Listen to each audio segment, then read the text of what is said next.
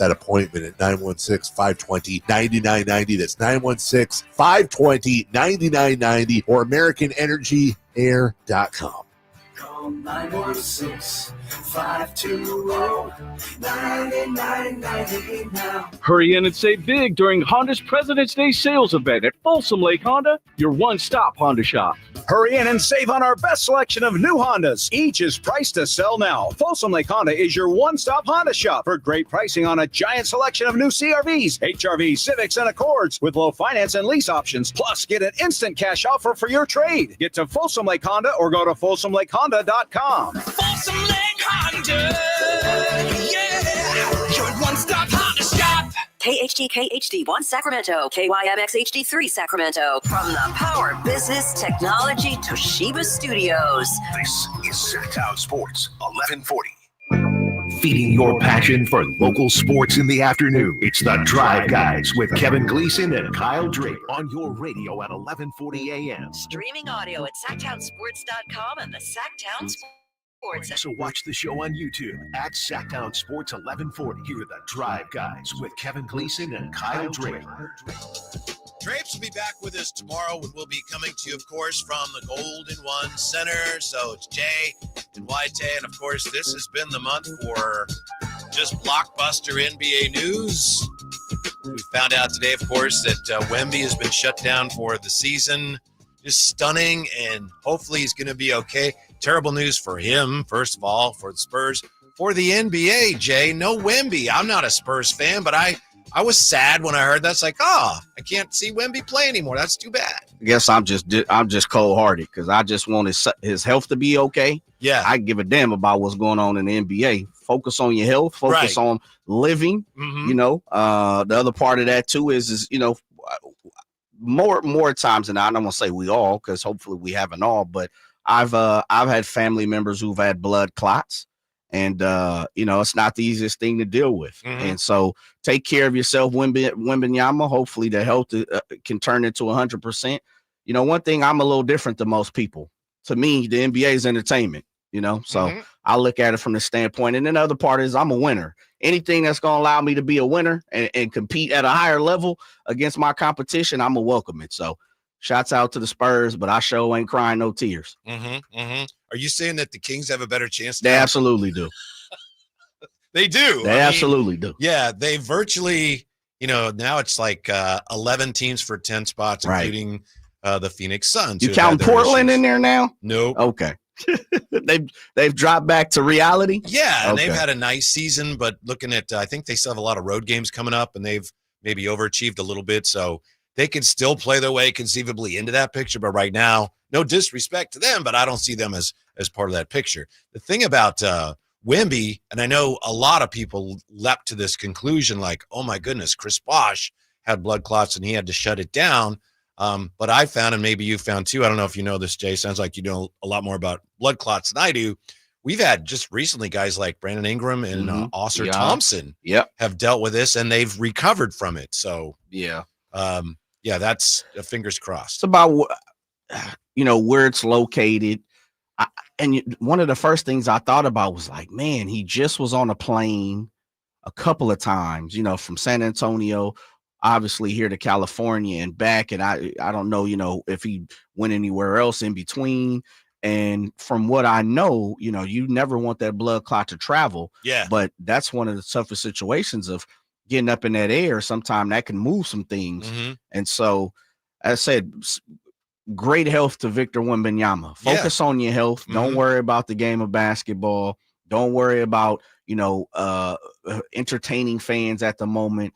Focus on you. Sometimes it's okay to be a little bit selfish. And right now, it's about making sure you get healthy. Right. And that's the way I look at it for Victor. You know, I'm pretty sure this being his second year, he's probably disappointed in the fact that he could make a final push for the playoffs, his first entrance into the postseason. Of course, getting De'Aaron Fox, Chris Paul being over there for the first year. I'm pretty sure those things are running through his mind. But sometimes, you know, we got too many yes men in the game. We got too many times where the first thing people always talk about is money. You know, money's involved and money's involved. But guess what? If he's not here in his physical, and his well-being, then he can't even create no money structure for anybody else. So in a way, focus on your health, brother. Yes, I agree. But I would disagree, push back a little when you said you got to be selfish and understand where you're coming from. But when it's just true of any adult who has people that rely on him or her.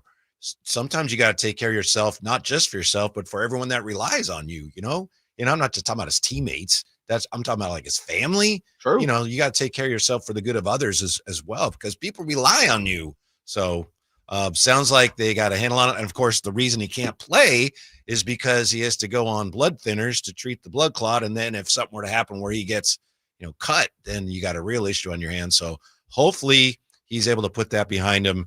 But another stunning exclamation mark in this NBA season. And now, Jay, and I want to make sure that we're on the same page. I'm with you. Victor Wembanyama's health is of the utmost importance. Absolutely. Supersedes everything else. But there are other ramifications of the fact that he won't be playing anymore. Now I'm worried that the Spurs are going to say, you know what, whatever, maybe we tank. And I know, as Kyle Ledbetter pointed out, if they tank, it doesn't improve their odds greatly in the lottery, but it does improve them somewhat. Sure. So then maybe De'Aaron Fox says, you know what, my fingers have really been jacked up. Has surgery, and he doesn't come here on March 7th. Ooh, that part I hadn't thought about. And if you're De'Aaron Fox, wouldn't you kind of want to avoid that anyway? It's like, I don't need to deal with I can wait till next year. Yeah.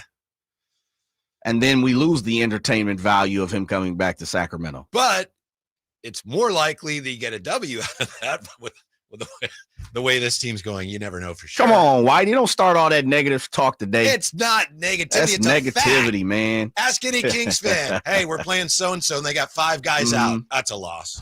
But see, that's the problem. That's negativity. That's what the Kings kingdom want to continue, the negative talk. We got to be better. I would expect better from you, sir. What happened in their last game, and how many guys were out of the? Why are you bringing up old stuff? I'm just telling you, it's not negative thinking. It's realistic. These are facts. Who were they technically missing? Who was still going to play this year? Zion. Okay. Yeah. And then, that a lot of other guys that were no. Who were still going to play? DeJounte was gone for the season. Yeah. Right. B.I. was bye. Herb gone, Jones is out. Right. Herb Jones is gone for the season. Okay, but even though no Zion, you got no Zion. All right. So Zion, I give you That's Zion. the way they've been, and it's on them. We had no Devin Carter. I mean, He's back, by the way. He is. He got called back. Yeah. So it's not on the fans for thinking that way. It's on the team to do something about that, and hopefully they will starting tomorrow night. Agree. But let me say this. Yes. When they win games with people who are losing, then we shouldn't be able to get the same conversation. And this is what I was arguing a week or two ago is then we get when they beat Dallas, it's like, oh, but they beat Dallas without Gafford.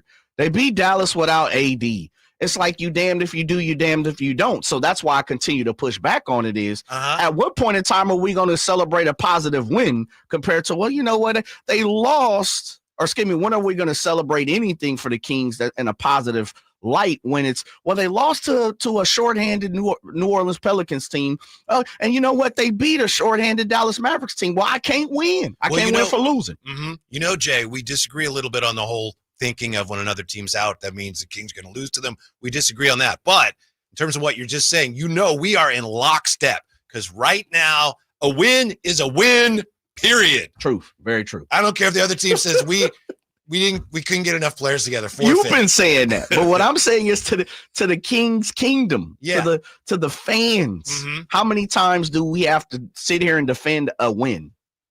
We shouldn't have to do that at all. Right. You're right. Yeah. Especially this year. It happens though. So tight. How many times did we hear about Dallas? Dallas didn't have AD. They didn't have the stupendous defensive sublime Anthony Davis. And then, Gafford was out early in the first half. Like, how many times did we have to talk about that? You think some of those people might not even be Kings fans, though? They're just people that like to get in there and try to upset. And just stirring up the pot? Yeah, upset Kings fans and try to upset Drapes because, sometimes These buttons are easy to pull. Oh yeah, they are. It's one of them red buttons with the lift latch that say, He practically has "Don't it push me." on a helmet on top of his head. Yeah, Crash dummy. Yeah, yeah. And he'll be back tomorrow. Hopefully he's at. Do you know? Did he go to Mexico? I don't know, man. I called him. He sent me the voicemail, man. Nah, he didn't do that. He didn't pick up. So I don't know. I figured, he was flying the international skies at this point. Probably had his feet up on the beach somewhere, drinking a mocktail. Yeah. And so I shot him a call. He got like 7 jobs. Yeah, he does. Shout him a call on top of being a parent. Yeah. On top of, like so many different things that you absolutely have to do. So yeah, he didn't pick up my phone call. He didn't call me back. I'll talk about him when he gets here. I don't care if you're on the other side of the country, dog. Call me back. You're right. I don't need to say anything more to that. You're absolutely right. Yeah. We're going to get to what your team, your other team, the Hornets, did last night. Come on, LaMelo. Just a moment. Before we get to that, I'm wondering if you've heard about this opossum and it relates to the show, so bear with me. All right. The opossum in Nebraska that had to be taken into like a veterinary. It was a wild opossum. Someone got it and they had to take it in to the veterinary clinic because this opossum, those opossums are right. Somehow this thing got into, I don't know if it was in the garbage or if it got into somebody's house, and it ate an entire Costco chocolate cake. And so there you go. I think this possum made a Kirkland cake and it almost killed him. Right. But he was okay because possums aren't supposed to eat a whole cake. Most animals aren't. Most animals aren't. So they're selling chocolate T-shirts cake. now with the cake bandit's picture on there, and they're trying to raise money. Come on, looks like to bring the possum back to health, or she? Yeah, and they're raising money for the for the other animals, but it looks like she's gonna be okay. She's gonna make it, but yeah, she ate an entire, and people are like, sheet cake around because I've done that too. So. Can I get some money raised for me because I ate a half of a sheet cake? Well, you got to eat the cake first. Yeah, I got to eat the cake. Yeah, man. Yeah, that's a lot of cake. I think we can arrange that in Nebraska. Yeah, that's where it happened. We had a dog. One of our dogs once ate a whole cake, but he's fine. Really? Yeah. What type? The cake or the dog? Cake. The cake was just like it was a chocolate chip. One of those instant cakes things, and the dog was a beagle. But he was fine. Tearing that cake up. Yeah. My dog right now, my wife, Trader Joe's, they have like a little square carton of toffee.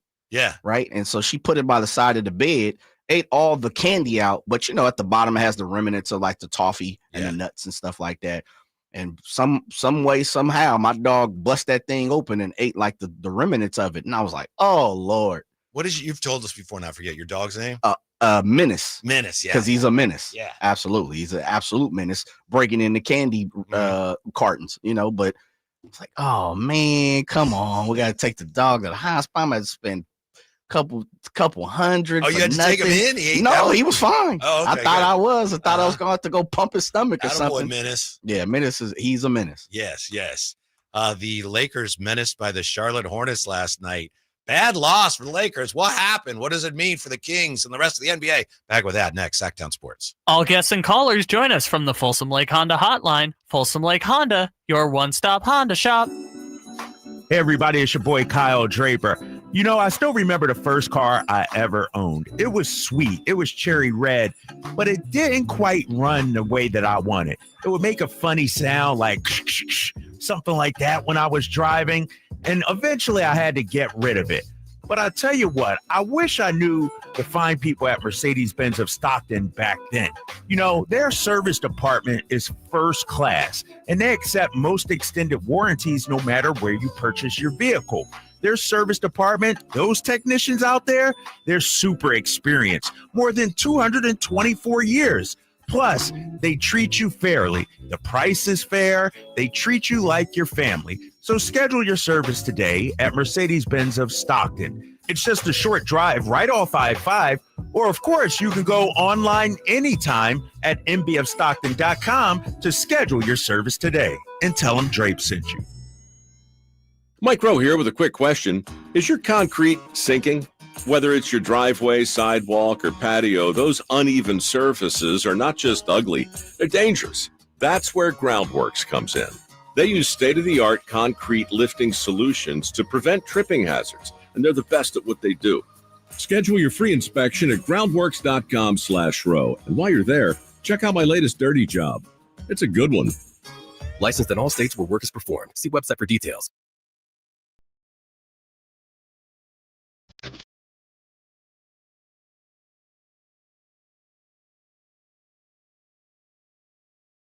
Live and local, it's the Drive Guys. Watch the show on youtube.com/Sacktown Sports 1140. Or listen on the Sacktown Sports app. Man, I just had a real surprise here. I apologize. Got to take a moment to collect myself. CNN.com, there's, I'm just looking at these websites, and I see a picture of Phantom on there. It's like, what is Phantom doing on CNN.com? But then I look at it, it says Tomb of Ancient Egyptian King Unearthed in Remarkable Discovery. So it's like, okay, there's a resemblance there, but come on, man. It's not him. I was like, oh, good. Okay, I was worried. Come on, man. That's cold. I'm kidding. Blood. That's my guy. That's how you doing, Phantom, these days in the streets? Maybe if occasionally he said, I'll drive by your house and just honk and wave on my way out to ARC, maybe then I wouldn't go there, Jay. The voice of the Beavers. Yeah. Yeah. American River College Beavers. Just right. He literally has to drive almost right by my house. How many times did he stop by even to say, hey, how are you? When's the last time he's took the shoes off on the front porch at the Gleason household? Been a long time. That's a cold game, man. Been a long time. Yeah, and he's in walking distance. Wow. I walked my dog over to see him at ARC. I walked to see him once. He's a busy guy. He's a busy guy. That's a tough situation to get around if you Phantom. Yeah, that's I understand. Well, at least he's returning your phone calls these days and text messages. He does. I thought at one point in time, you guys are taking a break from each other. So. No, that's not never. That's happened. Not true. That's never happened. But anyway, I know people who listen to the show, they like to have their fun with Phantom because they're big fans. Everybody's a Phantom fan. Of course. And I know you, Jay, are a fan of the Charlotte Hornets, and last night the Lakers were back in action against your second favorite team? A team you like. We'll just put it I'm rooting for them. Charlotte Hornets. The Lakers shot 51 threes last night, season high in attempts. They made 15 of them. Yeah. And Charlotte beats the Lakers 100-97, one of the key shots down the stretch. Your guy, Melo, down the lane with a floater. You seen him split the double team like Debo, DeMar DeRozan a couple of games ago, and he finished it. That's what he does, man. You have to give him his love. Not only that, did you see the crossover on Luka?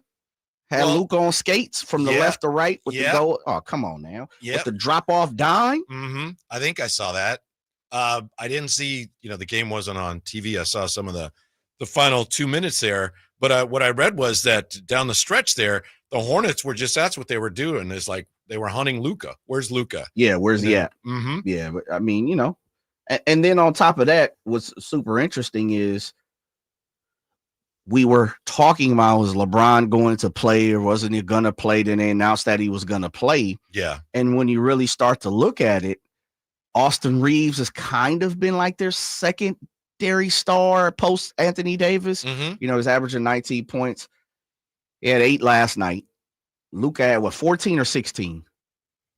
You got the box score there? No, let me pull that box score. I think he had either 14 or 16 last night, which wasn't a big deal in the grand scheme of things. As I pull it up with a messed up mouse for whatever reason, all of a sudden when I need it, it was, let's see, Luka had 14. Okay. So he had 14 and 8. It was what was his shooting? It was not 5 for 17 or 5 for 18. 5 for 18. And Brown went 10 for 22. Austin Reeves didn't get 10 shots. Do you think Luka's ever eaten a whole Costco cake? No. Okay. No. We were just Oh, you know what? For everything that Luka continues to get as far as like his health, as far as being in shape, and it's really about him just being in shape. Being at top, the best condition that he possibly can be, I think, is where people have been questioning. Is he serious in certain situations? Is he like Shaq? Does he have to play his way into shape? does he believe he could continue to get by being in this shape for the next 10, 15 years? And as we know, as we get older, it gets a little more difficult, gets a little harder. But I don't buy into the fact that he's not a superstar who's conditioned enough to do what he can do. Well, you sound like Ant. Ant said, if you 30 and 10 and 10, he said, I don't care if you weigh 300 pounds. Yeah, I'll take it. Put up those numbers, you could play for me. True.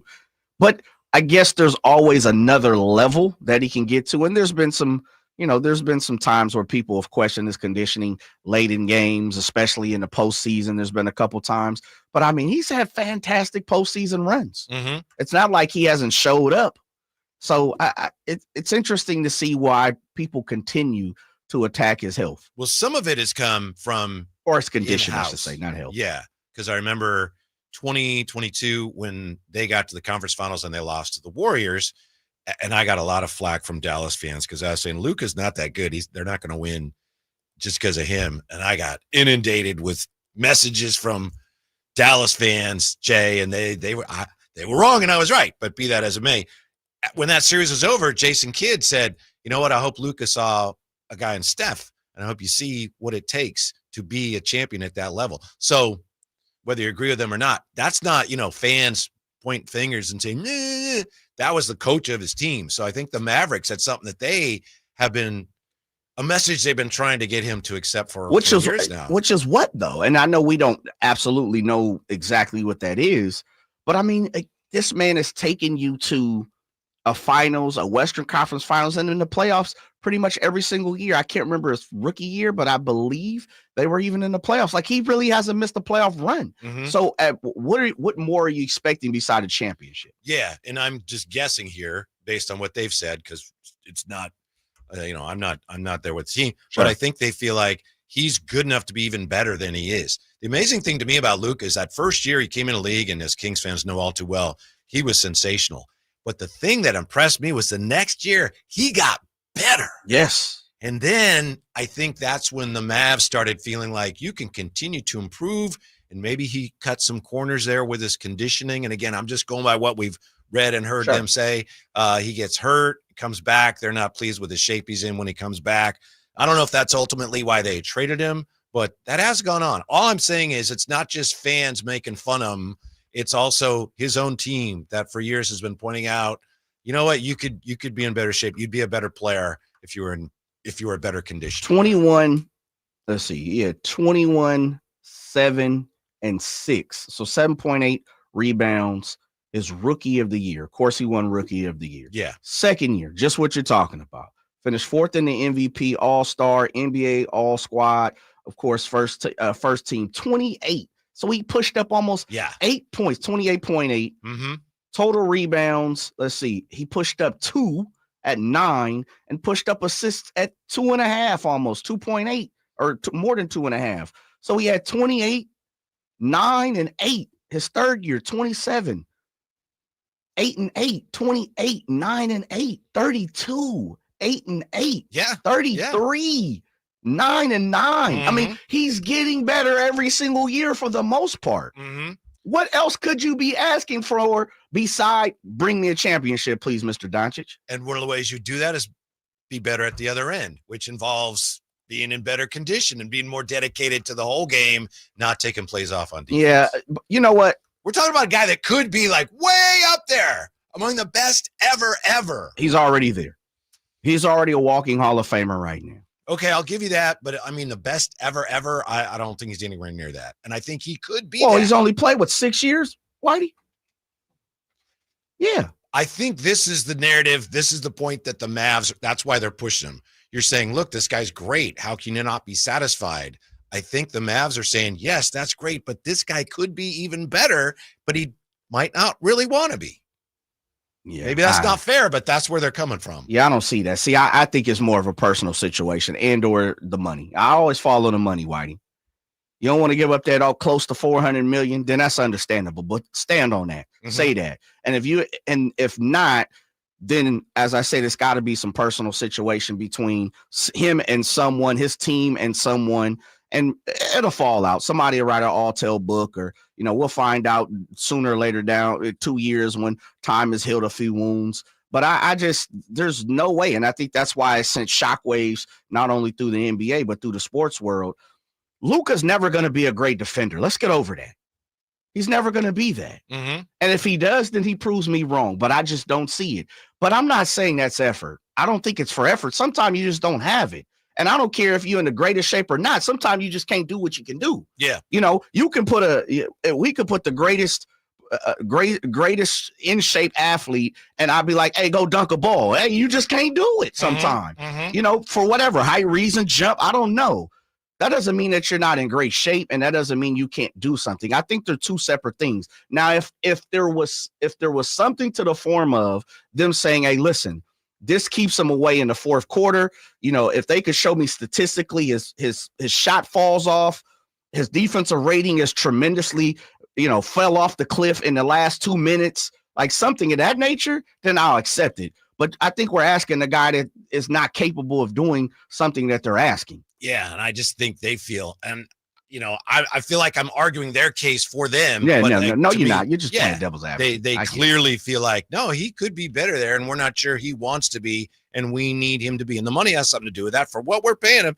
Here's a really interesting aspect of this now, although this might just be kind of a ESPN creating something out of nothing. He never said, I want to be a Laker. Yeah. So is he going to re-sign there? I mean, obviously you would think, there's a good chance he will. There's some awkwardness now with he and LeBron. I know you mentioned Austin Reeves. Austin Reeves said after the game last night, Luka has to be him. He has to be Luka. Forget everybody else. LeBron said the same thing. Lakers didn't get him for this year. They got him, so they'll have that superstar in place when LeBron's gone. But is he going to want to stay there? They better hope so. Yeah.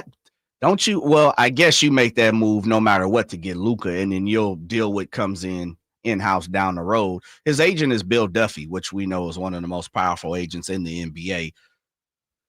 I would hope, if nothing else, the moment that you traded for him, and I think they have, one thing about the Lakers, and I hate to even give them any type of love, they are run at a high level. They are run at a high capacity to the best of our knowledge, outside looking in. But Jay, we know that he didn't know anything about it. Truth. So I think in some cases, like my guess is that with the Fox deal, at some point, Rich Paul, whomever, they spoke with the Spurs to gauge their look, likelihood of he wants to be here, and obviously you can't, by a contract, you can't say, yes, we're going to give him an extension, but I'm sure they had some idea. Sure. Luka didn't even know the trade was going to happen. True, but I guess where I'm going is this. It's tough to walk out of LA if they roll out all the stops for you. Yes, right. I know and that. Yeah. If LeBron is saying, "Hey, listen, it's your squad. I'm out of here. Come next year," they can build around you. And like I said, if Pelinka and Jeannie Buss and they come to you, say, "Man, money's no object." Internationally, you're an international star. I've said it 100 times. Magic Johnson has said, any international star that comes to Los Angeles, you'll leave here in a billionaire. I think it's just too many positives for him to leave. Right. If they all roll out the red carpet is what I'm saying. Now, if they hold back and say, you know what, this ain't really a squad. We want to bring in player B. We might be looking for Ja Morant 2 years, or we want you to move positions. Like if they start to ask for him to move around, then yeah, I agree with you. It's likely he stays, but it's just interesting they made this move, and there was no indication from him that he would re-up there because he didn't even know it was going to happen. Yeah, but you take that, you take the chance, right? Yeah. That might be one reason why they didn't give up more. It's like, we don't even know if he wants to be here. All right. How about Nico? How about you call him first? And Nico's like, well, I called him 12 times and he didn't pick up my phone call. Did you see Luka post the screenshot of how many times Nico called him? It was literally like the day after the trade or 2 days after the trade. It was all his call log on the iPhone was Nico Harrison. Wow. Yeah. That's like you and Draper? Yeah, you absolutely. Calling Drapes? Yeah. But see, the difference is I called Drapes one time, pick up, forget him. All right. Yeah, Nico called him, texted him, as Nico said, like, I called him. I know he didn't want to hear from me. I texted him. He ain't hit me back. And then next thing you know, we see Pops Doncic going crazy. Yeah. Now, if I see little Nick go crazy, then I'm going to say something. The conversation continues when we come back. Also, tell you about a former Kings bold 3-point plan for the NBA. I don't know about you. I love this former King, but I don't like this plan. Next, Sacktown Sports. Elk Grove Honda reports that Honda has earned 3 coveted 2025 Car and Driver 10 Best Awards for the 3rd year in a row, honoring Honda Civic, Accord, and CRV. We're Elk Grove Honda in the Elk Grove Auto Mall, Highway 99 at Elk Grove Boulevard. I gotta get an Elk Grove Honda. Sacramento's premier country music festival, Country in the Park, is coming back May 16th and 17th at Cal Expo with Bailey Zimmerman, Billy Currington, Cole Wetzel, Nate Smith, and more. You'll enjoy food trucks, rock walls, and a mechanical bull, line dancing, and more. Single-day GA tickets start at $52 at CITPFest.com. Country in the Park, May 16th and 17th with the California Army National Guard. Find out more at CITPFest.com. Hey, Kings fans, join us for a watch party and live game night broadcast with Scott Marsh and Henry Turner at Tom's Watch Bar this Friday from 5 to 7 against Golden State. Enjoy 360-degree viewing, surround sound, prizes, and more. Tom's Watch Bar. At Wells Fargo, we know what got you into your business, whether it's manufacturing, running a restaurant, or your business from home. What you didn't get into your business for was banking. But luckily, Wells Fargo offers business checking, payments, and lending all in one place, in your neighborhood and on our app, so you can focus on doing what you love. Wells Fargo, you're good at business, we're good at business banking. Learn more at wellsfargo.com/business. Terms apply. Wells Fargo Bank, N.A. member FDIC. Golf to Go is brought to you by the Hagen Oaks Golf Super Shop. Here's Frank LaRosa. Miniature golf has been around America since 1916, with the first course opening in Pinehurst, North Carolina, according to Links magazine. Englishman James Barber built a course in his backyard called Lilliputian. A few years later, he built a second course and called it Thistledew. Unlike today's mini golf courses, Thistledew wasn't for children. The 18-hole course was made of compacted sand and clay, making it quite difficult. Today's clown mouths or windmills were nowhere to be found, as the course featured real hazards like rocks, trees, and grass bunkers. 4 holes even required a high-lofted niblick to carry bushes and long grass. Longest hole was 71 feet, shortest was 12. Golf fanatic Thomas McCullough Fairbairn revolutionized the game in 1922 with his formulation of a suitable artificial green consisting of a mixture of cottonseed hulls, sand, oil, and dye. 100 years later, Thistledew has returned to its home at Pinehurst Resort, and guests can play the new Thistledew. Please leave your niblick at home. That's your Golf to Go. I'm Frank LaRosa. Coach Christie here with the winning play for you. Shop Folsom Lake Kia right now for low payments and 0 down deals with approved credit. Go see my friends and upgrade your ride today, or shop FolsomLakeKia.com. Want the best movie experience in town? Join Sacktown Sports IMAX Pass by visiting SacktownSports.com. Sign up today. You can win tickets to see this week's films at the Esquire IMAX Theater. Sacramento weather is brought to you by Elk Grove Honda. I'm Tamara Berg in the KCRA 3 Weather Center. For your Thursday, we're starting to have plenty of sunshine, and we're feeling that north breeze. North winds expected about 5 to 15 this afternoon. Temperatures will feel a bit warmer as highs will peak in the upper 60s. Expect overnight lows into the 30s. Get the latest forecast on the KCRA 3 News and the KCRA 3 app. To an underdog, it's a cold world even in the summer, dog. Like 100 missed calls in my... Your afternoon home for Kings talk and so much more. The Drive Guys on Sacktown Sports. A lot of interest on the text line, or at least in the chateau, on the possum that ate the entire Costco cake and had to be treated, Cake Bandit. And I have a few more details because people are wondering, what kind of cake was it?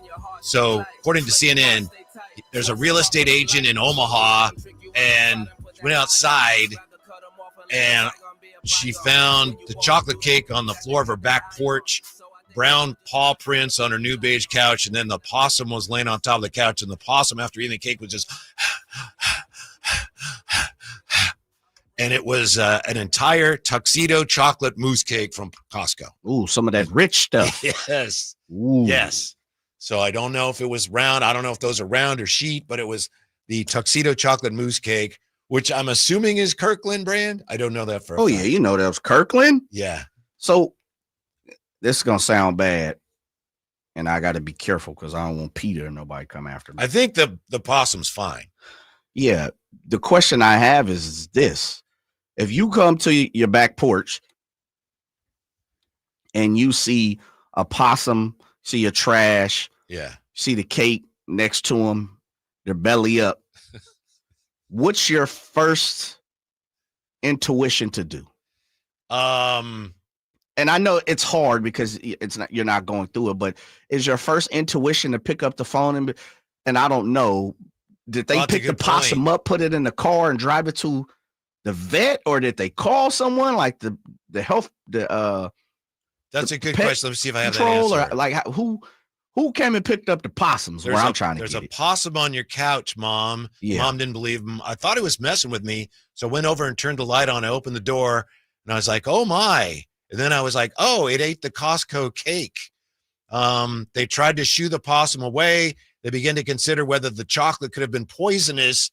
And then the realtor, Kim Doggett, called the American Humane Society, which retrieved and transported the animal to be evaluated. Because that was my question is I'm not picking up no possum and putting them in the back of the car. Yeah. Years ago, Jay, when we were living in Vallejo, we had 2 dogs. We had Reddy and Chewy, of course. And there was a commotion in the backyard. And I looked, and Reddy and Chewy were very agitated. And there was a possum just laid out on the patio. Yeah. It's like, oh, they took care of this Rest possum. in peace. So I had to, dispose of it. And I got the dogs out of the yard and got the possum, put it in a plastic bag, rolled up, put it in the trash. And then that night, that was in the early evening. That night I wake up, I was like, man, I hope that thing wasn't playing possum. And by then it was too late, but well, in the form it was already in the trash, or in the form of the trash. It was trash day in the plastic in the plastic bag. Oh, so you might have It had been in there for quite some time. Ooh, but I did not think of that until so it was at the end. Yeah. You still should have got up and checked. Maybe it still was fighting for itself. I don't think so. Jay. Okay.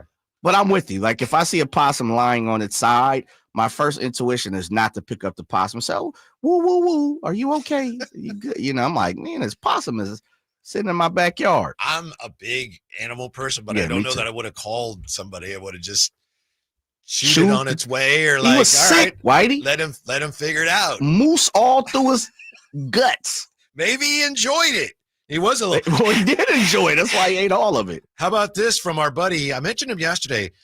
Chad in Rip City on X. Portland? Yeah. He asked this question. We're talking about, Luka and cakes. And Chad asked this question 11 minutes ago. Serious question. Who is the greatest fat athlete of all time? Ooh. Prince Fielder and David Wells come to mind, but it might be Luka. Share your thoughts. So it all ties together. I responded. I said, friend, have you ever heard of George Herman Babe Ruth? He was pretty good. And my understanding is he was rather heavy. But you know what? Trying to tie it all together, Jay. I don't think we've had this Babe Ruth conversation on this show. Oh, here we go. And I don't want to go down this road today. We're down it. We're down this road I don't already. want to. He didn't play against black people. Well, I know that. He didn't play against minorities. I know that. Asian Orient, Hispanic. Like, you can't be the greatest if you don't play against everybody. No, I'm not saying he's the greatest. I'm just saying he was good. I don't know. I can't say if he was good or not because he didn't play against everybody. I don't think we know how good he is relative to everybody else, but he hit a lot more home runs than anybody else. Yeah, they might have just juiced the ball for him. Josh Gibson maybe hit more? Yeah, allegedly. We don't. Unfortunately, they didn't keep records good enough. But yeah, right. 900 and some home runs. Babe Ruth, did you know he was very popular with African Americans? He definitely was. Yeah. That's why I don't go as hard on him as possible. Like Ty Cobb, who disliked minorities. Fine. Right. Yeah, absolutely. But that's always my push against Babe Ruth. And you didn't say that. And again, you're playing devil's advocate in certain avenues. Babe Ruth can't be considered the greatest for me because he didn't play against minorities. Yeah, I'm with you. You got to play minorities. And then I could see you to the greatest. I understand that. Yeah. Yeah. There's a guy named Ken that used to call the station all the time. He used to say that. It's like, I get that. Yeah. So again, I was just saying he might have been the greatest fat athlete, which was someone else's question, not my question. How about Shaq? Woo. He was much better before he got heavy. True. Like Orlando and early LA. Oh man. Yeah. You see the skinny Shaq's like, that was scary. Yeah, he was. He was a beast. Mm-hmm. Prince is not bad. Vlad Guerrero Jr.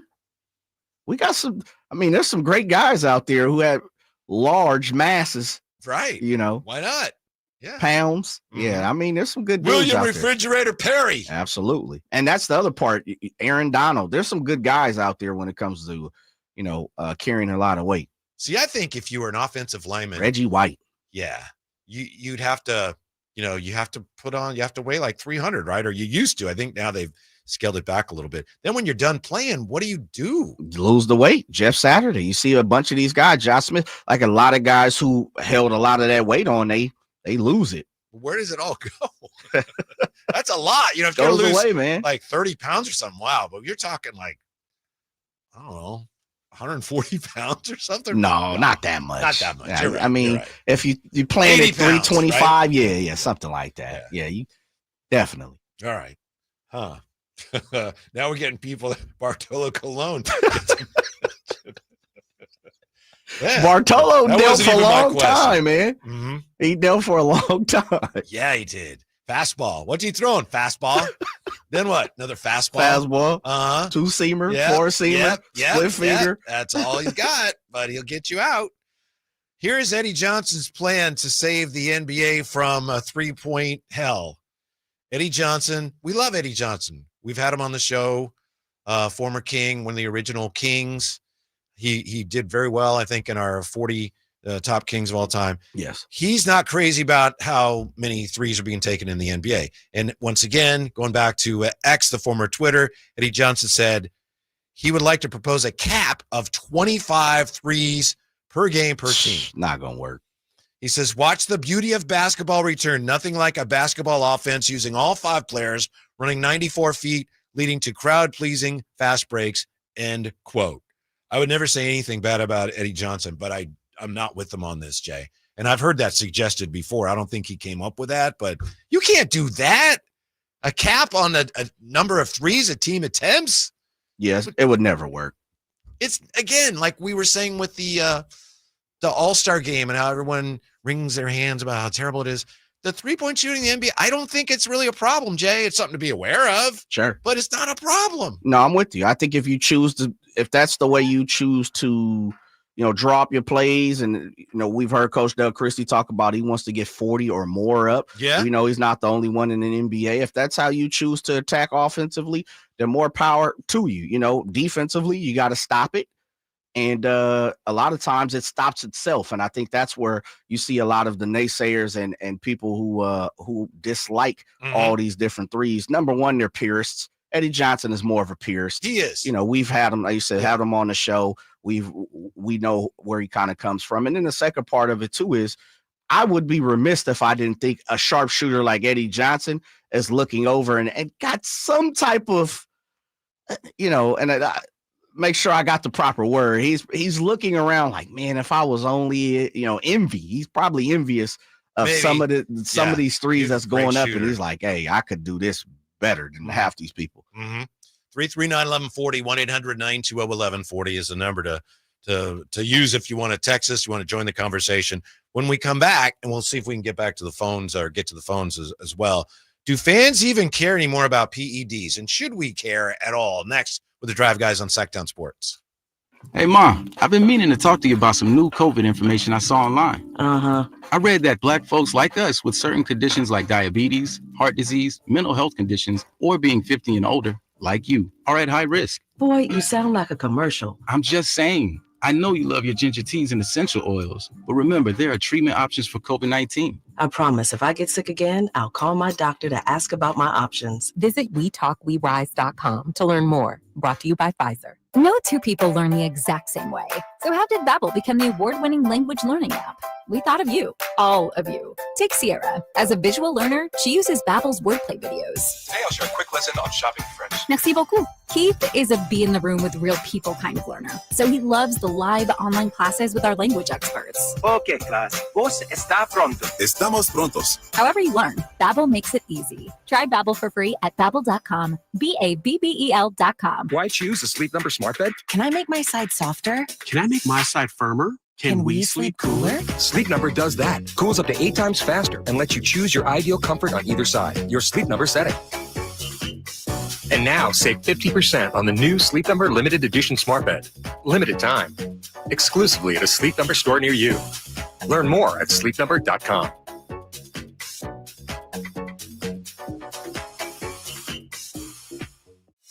If you love to travel, Capital One has a rewards credit card that's perfect for you. With the Capital One Venture X card, you earn unlimited double miles on everything you buy. Plus, you get premium benefits at a collection of luxury hotels when you book on Capital One Travel. And with Venture X, you get access to over 1,000 airport lounges worldwide. Open up a world of travel possibilities with the Capital One Venture X card. What's in your wallet? Terms apply. Lounge access is subject to change. See CapitalOne.com for details. The huge President's Day sale is on at Maida Chevy, Sacramento Silverado headquarters. Save $10,250 off MSRP after rebates on new half-ton Silverado LT. After rebates with over 50 in stock. And Maida Chevy has one of the largest selections in the Sacramento area. $10,250 off new 2025 Silverado at Maida Chevy. Now that's big, huge. See them all at MaidaChevy.com. Together, let's drive. I'm George Washington, and I approved this message. Not available with special financing, leasing, some other offers. 5 to the South of Restaurant 2011 or newer Chevrolet. You've heard the saying, penny wise, pound foolish, right? It means you do something that will save you a little bit right now, just pennies, but that ends up costing you pounds in the end. People put off tuning up their furnace because they don't want to take the time or spend the money to get it done. But it only takes 90 minutes and costs just $87, which is just pennies compared to the huge problems and expenses that can rack up if you don't get your furnace tuned up. You'll also save money on your energy bills, and your system will last longer. So don't be penny wise and pound foolish. Call Bell Brothers for a precision tune-up and professional cleaning today. Our number is 916-444-1234, or find us online at thenosurpriseguys.com. The No Surprise Guys, Bell Brothers. Everyone has a past, but what happens if you've made mistakes and made good on that past, but it keeps following you?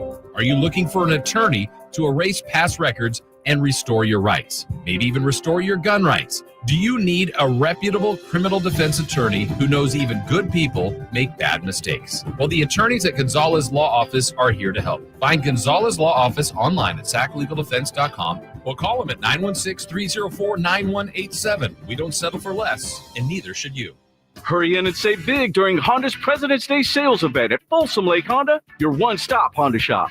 Hurry in and save on our best selection of new Hondas. Each is priced to sell now. Folsom Lake Honda is your one-stop Honda shop for great pricing on a giant selection of new CRVs, HRVs, Civics, and Accords with low finance and lease options. Plus, get an instant cash offer for your trade. Get to Folsom Lake Honda or go to FolsomLakeHonda.com. Folsom Lake Honda, yeah, your one-stop Honda shop.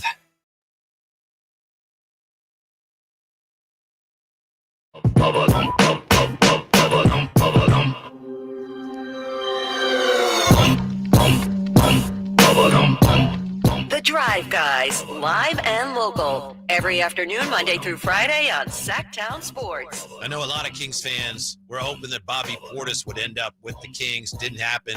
Maybe it's a good thing in some ways that it didn't happen. It's the Drive Guys here. We'll get to the phones just a moment here. First, Jay, I found this website, costcuisine.com. This is a website that is not affiliated with Costco, but at which they review Costco foods. This is it's for Costco-loving foodies.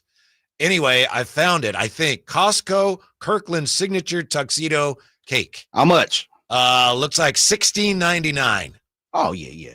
That possum was getting busy, baby. This reviews is hands down the best bakery item from Costco. So that appears to be. How many reviews does it have, though? Well, this is just one person. Yeah. Hi, I'm Natalie. Not a good look. Cost Cuisine is a website for Costco-loving foodies like me. Rave reviews for Costco Kirkland Signature Tuxedo Cake.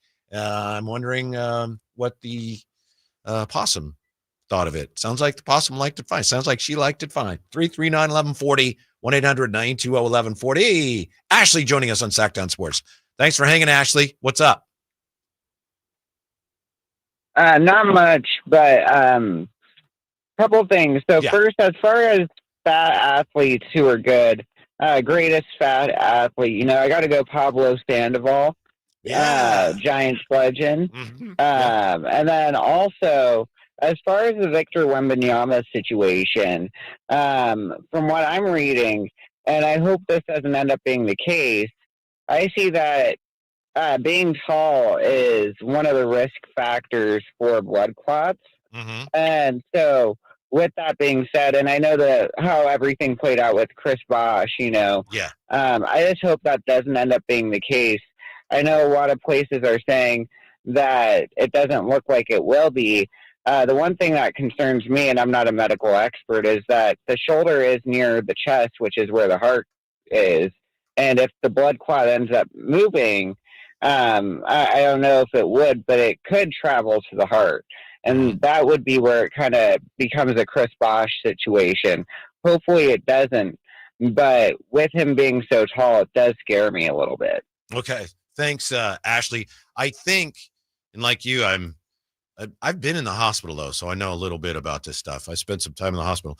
But in all seriousness, I don't think they know what caused it. So, it appears that it's just an isolated incident, and let's hope it is. But I don't know that anybody really can say, neither the Spurs nor all they can say is, look, typically this is or isn't something you have to worry about down the road. But I don't think anybody knows. I just think everyone looks at Chris Bosh, but when you look at Brandon Ingram and Oscar Thompson, as we said earlier, I think Christian Coloco is another guy, an NBA player who's dealt with this and looks like they're doing fine. So just a real informal study of this or survey shows that there are more guys that we know of who've done okay with it than people who've had to retire like Chris Bosh. So fingers crossed on that front. But thanks for checking in. Now we have a different issue entirely here with Bobby Portis. And I know, were you on Bobby Portis would be a great fit here? Yeah. Club. Yeah, me too. And as you've probably heard, Bobby Portis, as he's received a suspension for a banned substance. He will miss the next 25 games because of the suspension. The 25-game suspension will cost $2.85 million per game, $114,348 for Bobby Portis. By the way, the good news is they caught the gang of guys who robbed some homes. He was one of those guys who had their home robbed, so they might have caught the guys who did that. My question is, and I'm coming at it as somebody who originally, when all the baseball steroid stuff came out, I was apoplectic about it. I couldn't believe it's like, oh, they're cheating the game. Now I was like, I don't really care. I don't really judge them. I wish guys wouldn't, but it's not, I can't do anything about it. If baseball's that worried about it, they need to do something about it. Who knows how many guys use that we don't know about. So I don't really care. Jay, do you think people really care? Here's a story here that says something about now Portis will have to deal with the stigma of having failed a drug test. And by the way, his story and his agent's story is he took something that he didn't know he was taking. Tramadol. Yeah, right? Tramadol, which he thought was Toradol. Yeah. So he may not have even known he was doing it.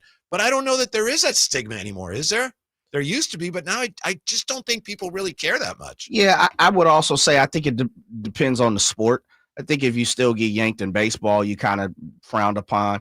Basketball, football, and it happened in football. I think the other one too is track. Track is kind of one of those things, and I'd also probably say boxing.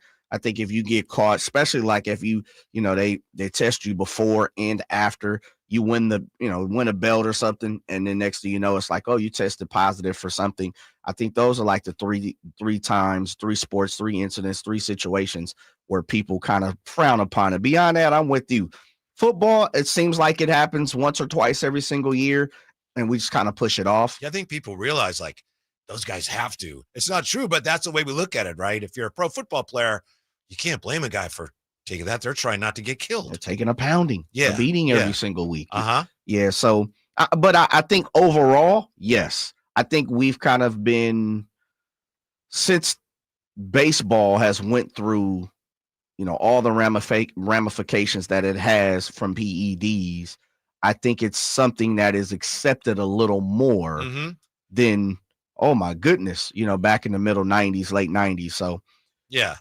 And I think it's accepted a little more. It's more not frowned upon as much. More widely tolerated. And baseball now has different people who are in charge of deciding who gets into the Hall of Fame. And a lot of people think one of the reasons they did that is because more of the old guard writers were so staunchly anti-steroids, and they just wanted more people that were willing to overlook it. And like I said, initially I was dead set against any of that. And now I was like, who knows? There's probably some great all-timers that use PEDs, and I don't know that. So it's up to them to clean it up, and I'm just going to try to enjoy the game. Yeah, Yeah, very true. Take it as entertainment. Yeah. I definitely. And you're not you're not the police. You aren't the security of who is taking what when it comes to putting in ingesting things into their own body. And so I mean, what can you do beside be a fan and have an opinion on it? And that's okay. I'd like to think I wouldn't if in the not that I would ever be in that position, but I also don't judge people the way I used to who we find out did use it. Is it because of the baseball situation? It's just because I think it's so much more widespread, and I don't think it's fair that I'm assuming there are a lot of guys who are really good players that use PEDs that we don't know about, and that's fine. I don't really want to know, but to me, it's not fair that there are guys that get that free pass who probably used, and then there are other guys that like Barry Bonds and Roger Clemens, who I think were kind of held up as an example. When the Mitchell report came out, to me, it looked like baseball realized we have to give them something on this. Got Congress coming after us now. Right. So these guys are going to be our sacrificial lambs. No one likes them anyway. And they're pretty much done, right? No they were one pretty likes much retired them, at the time. So we'll put a bunch of guys in there that are lesser players who, to me, it's unfair to them too. And then we'll have Bonds and Clemens, and then that'll be it. We'll wash our hands of the whole thing. I don't think that's fair. Right. Yeah, I'm with you. I don't. A lot of those guys were victims, but a lot of, as you alluded to, a lot of people didn't mind pointing fingers at them. Mm-hmm. So it depends on what side of the fence you fall on, but I do think there is some stigma to some who continue to break the rules, but I don't think it's frowned upon as much anymore. And I just point back to that time in baseball where, it was like a witch hunt. Mm-hmm. It was, did you do it? Did you do it? Did you do, how many times did we question greats throughout those eras, probably late 80s or 90s, early 2000s. Mm-hmm. We questioned so many greats of those eras to where, I think it kind of ran its course for a while. Mm-hmm. From the 660, baseball is slow and boring. Steroids should be a requirement. Also from the 916, I can vouch for that tuxedo cake at Costco. It's amazing. You're on that. You don't need steroids. Yeah, you amplify from the jump. Yeah. As long as you just don't eat the whole thing like the possum. Yeah. You know how baseball 10 years ago, maybe they outlawed, they really cracked down on methamphetamines. Mm-hmm. I've heard that there were a little longer, right? Yeah, about that. Yeah, probably around 2000-ish, I guess. So longer than what I said. There used to be like they'd have be leaded and unleaded coffee. Of course. They leaded and unleaded. Yeah. And the leaded it had the uppers in it. That juice, baby. Yeah. Of course. Yeah. I mean, it was. I not to divulge, getting back into that conversation for so long, but there were so many things, so many writings on the wall that it was hard for the witch hunt, the people who were conducting the witch hunt, the media in many phases, for them not to see it. Especially some of the longtime writers and longtime journalists who had been around the game for decades and so many years. It's like, you knew what was going on. You knew what was happening, because when you would walk in the locker room, it was boom, smack, right, dab in your face, Yeah. And so I always felt it was a contradiction by some of the media at that time who pointed the finger, but it's like, you knew. Yeah. You knew what was going on. Yeah. And again, just to be clear, Bobby Portis' agent says he was given something that he thought was Toradol, and it was Tramadol that is banned, and that's how he did that. Yeah. So maybe the NBA will look into that and take that into account. I doubt was it? There was a Guillermo Mota on the Giants one time. He took cough syrup that had a banned substance in it, and he went to them and said, it was for my kid. I didn't know that stuff was in it. And they looked into it and they said, he's telling the truth. The truth, yeah. And that's really rare, because everybody who gets caught has, it's because I had a ringworm. Everybody has an excuse. And in this case, well, you know who that was, right? No. That was who had ringworm? Tatis Jr. Had ringworm? Well, that's what he said. I don't remember that. I had to take it because I was. Well, I don't remember. I mean, obviously, I know he got caught, but I don't remember him saying he had ringworm. Yeah. So everyone has an excuse, but Guillermo Mota, the Giants looked into it and were like, oh, yeah. I do. I am in San Diego. I am around a lot of sand here. I was out with my child, my wife, significant other, whatever. playing in the sand. We're building castles. Ringworm. Ringworm got careful. Yeah. Come on, Fernando. Who do we have coming up, Joe Jay? Smith, man, the beast. That's incredible. Yeah, man. Yeah. Former number 1 pick. Joe Smith joins us next. Drive Guys, Sacktown Sports. Get in the zone, AutoZone. Welcome to the A to Z savings event at AutoZone. Yeah, happy to be here. Can I get some rotors? Would you like brake pads with that? How much are the brake pads? Free with the rotors. Free. Really? Really, free. Okay, I also need some oil. Would you like an oil filter with that? Yeah, how much is that? Free with 5 quarts of oil. Free? Really? Really, free. It's part of the A to Z savings event. You might as well call it A to free. At AutoZone. Get in the zone, AutoZone. Restrictions apply. Sacramento's premier country music festival, Country in the Park, is coming back May 16th and 17th at Cal Expo with Bailey Zimmerman, Billy Currington, Cole Wetzel, Nate Smith, and more. You'll enjoy food trucks, rock walls, and a mechanical bull, line dancing, and more. Single-day GA tickets start at $52 at CITPFest.com. Country in the Park, May 16th and 17th with the California Army National Guard. Find out more at CITPFest.com. My friends swim no matter the season, but my moderate to severe plaque psoriasis can sometimes take me out of the moment. Now, thanks to Skyrizi and clear skin, count me in. With Skyrizi, Risankizumab Riza, a prescription-only 150 milligram injection for adults who are candidates for systemic or phototherapy. 3 out of 4 people achieve 90% clear skin at 4 months. Don't use if allergic to Skyrizi. Serious allergic reactions and an increased risk of infections or a lower ability to fight them may occur. Before treatment, your doctor should check for infection and tuberculosis. Tell your doctor if you have an infection or symptoms such as fever, sweats, chills, muscle aches, or cough, or if you plan to or recently received a vaccine. Thanks to Skyrizi, there's nothing on my skin, and that means everything.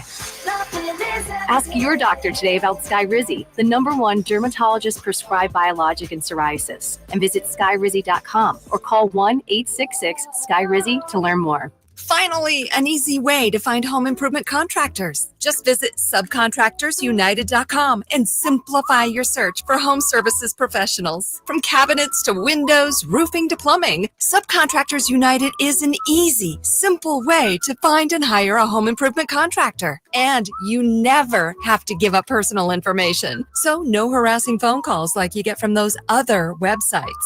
Subcontractorsunited.com is sponsored by D&D Cabinets and Savage Design. When an overwhelmed injury victim calls Ashton or Price, we immediately remove their legal burden and introduce them to the very best medical care in the region. They focus on their health and we handle all the rest. When they reach the end of their medical journey and are reunited with happiness and hope, we unleash our decades of legal experience to obtain maximum compensation. We are real, local, experienced litigators and snappy dressers too. Consultation's free, and there's never a fee until we win. Remember, for the best advice, don't think twice. Call Ashton and Price. KHTK-HD1 Sacramento, KYMX HD3 Sacramento. From the Power Business Technology Toshiba Studios. Sacktown Sports 1140.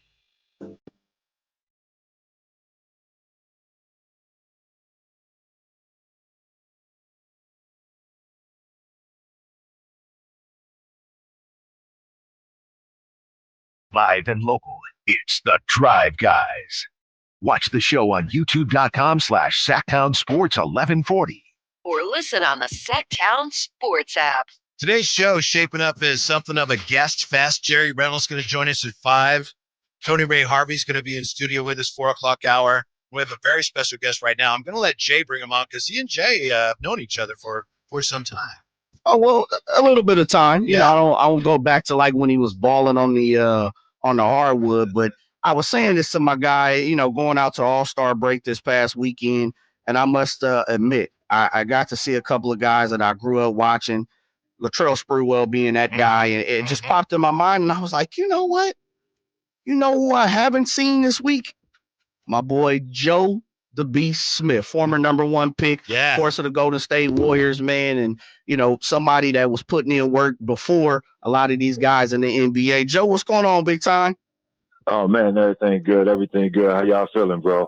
Doing fantastic, man. I you know, I told you this off air, and I had said this a few times, but I'm like, man, I just missed your presence this past weekend, man. You know, you being so positive, and of course, being an intricate part of the Warriors. As much as I'm a Kings fan, I still show respect to our brethren in our backyard, and I just if they don't show respect, yeah, to you. they don't do it. Yeah, they don't. That's true. reciprocate. That's true. But see, that's why I rock with Joe, Yeah. because Joe paid respects. He pays respects to everybody in the NBA, Joe. Fan, bro, we fan. When, you're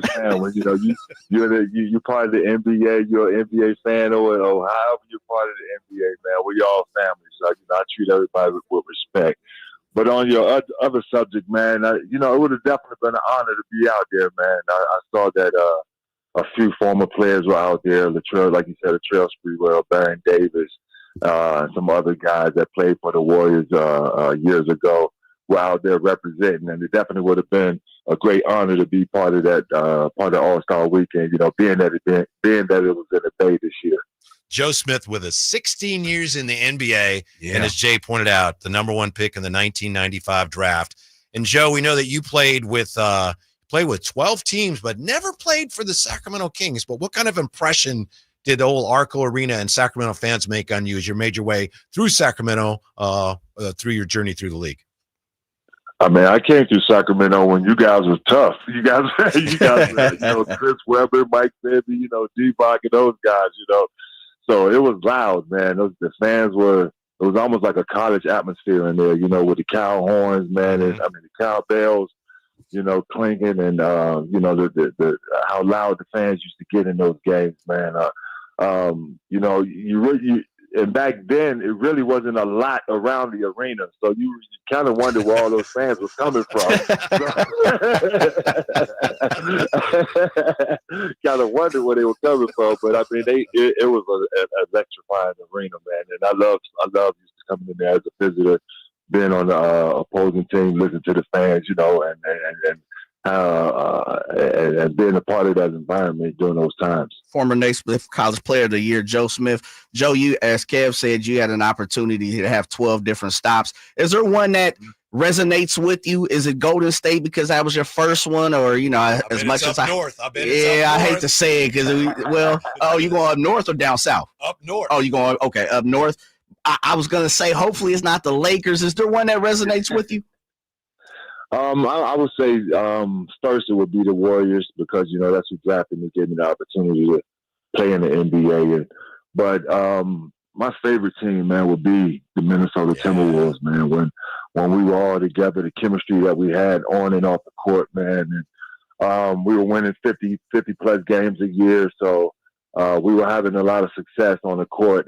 But I mean, it really was the atmosphere and the chemistry that we had in the locker room, man. We were really like brothers, pretty much all similar in age, same age, and we really enjoyed each other's company. So I think that's what really carried over to what we did on the court and allowed us to play the way we did. Joe Smith is with us, number 1 pick in the 95 draft, of course. Joe, who was your favorite teammate? I think I know, but maybe not. Who was your favorite teammate, and who was the most difficult guy you ever had to guard on another team? Well, favorite teammate, I will say I have two. I would say Latrell Sprewell would be one because he took me under his wing when I first got drafted and kind of really showed me the ropes and how to kind of maneuver through an NBA season and stay healthy and work out and train and do different things during the off season to keep my body right. So I would say Spree first, and KG. Is KG the other one? Yeah, that's who it is. That's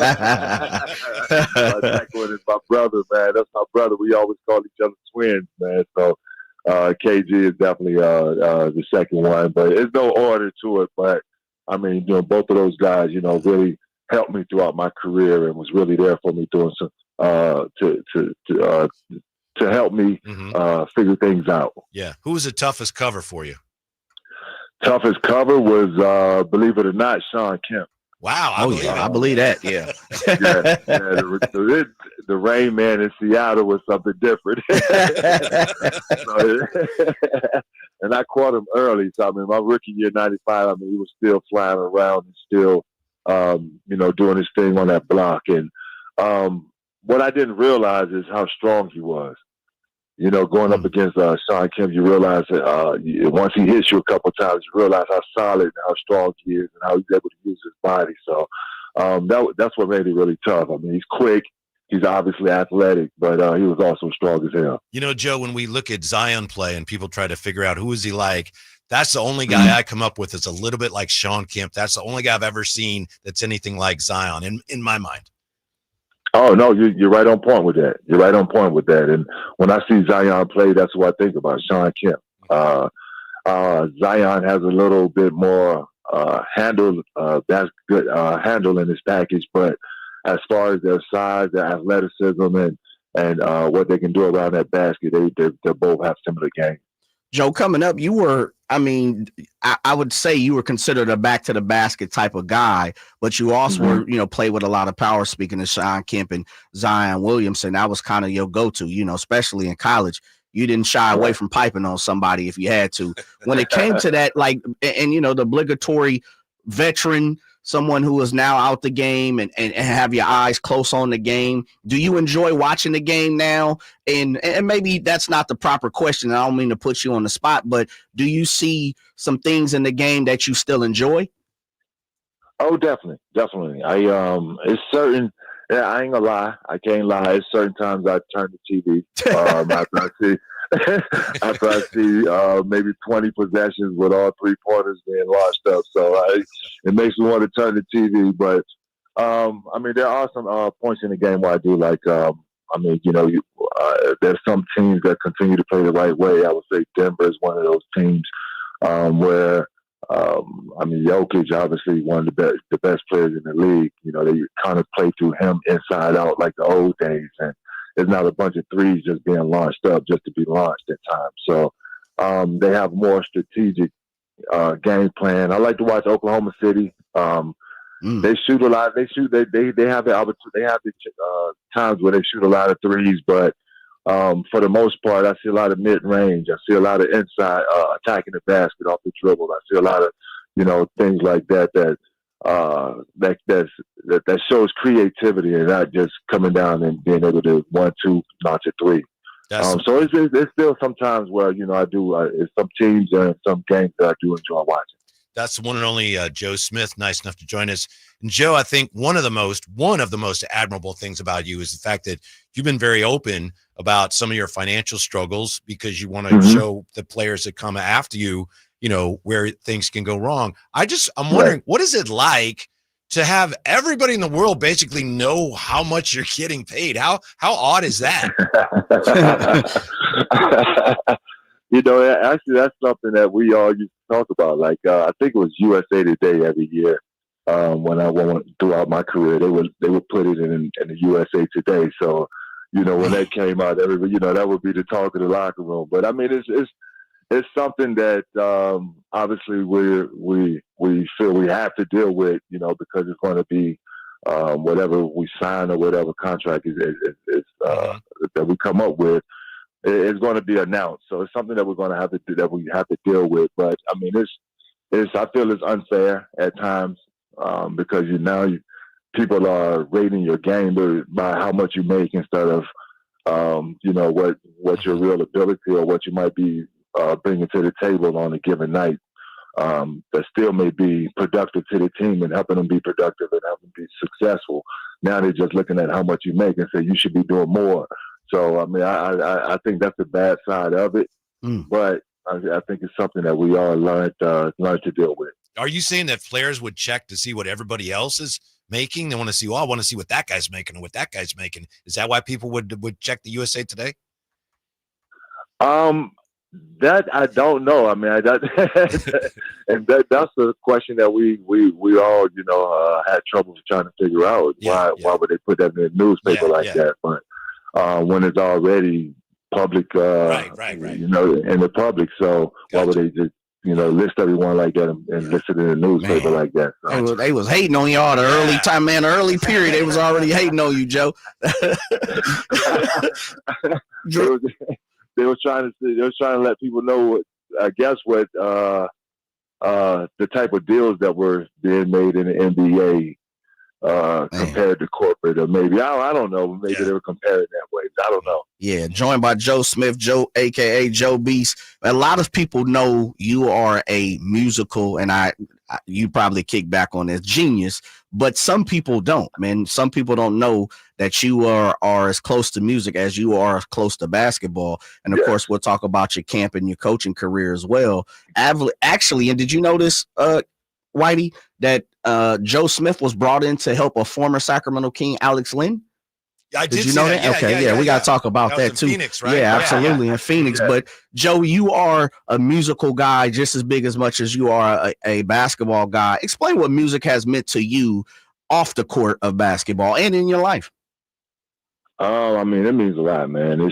I write more than anything when it comes to music, man. It's something that in between games when we traveled, I used to do it on the airplanes. I used to do it on the bus, something just to relax my mind a little bit after a game. And it's something that I just enjoy and love doing, man. I put the studio everywhere I went. I put a studio in my home, because I love recording and writing music, man. It's just a way of getting, because I'm not a big talker. So it's just a way of getting things out that, I have inside. So it's really therapeutic for me. Joe, who now What do you play? What does he play? I was gonna say instruments. Do you play any instruments? Because Whitey's a guitar guy. I don't play any instruments. I would love to learn, though. I would love to learn the guitar. See, he just spit bars. That's all he doing. I'm spitting bars. All right, with that being said, Dame Dollar has come out. We know Shaq is rapped. We know Kobe tried to put out some stuff. I ain't going to talk bad about it because he's no longer with us. We know Sabonis has got some music out there. Iverson dropped a few. Ron Artest. Who really had bars in the NBA? Like, who was y'all back there battle rapping? Joe Beast, man. Besides yourself. No, when I before I retired, my last team was the Lakers, and Ron was on the team. Ron Artest was on the team with us then, and we used to get in the studio quite often towards the end of that year, and he got some good bars, man. He got some good bars. Shaq definitely had some bars with him. You ever battle anybody like in the locker room or on the plane? Like, man, what's up? No, because I don't know. I don't know if anybody was scared because they saw me writing so much. So.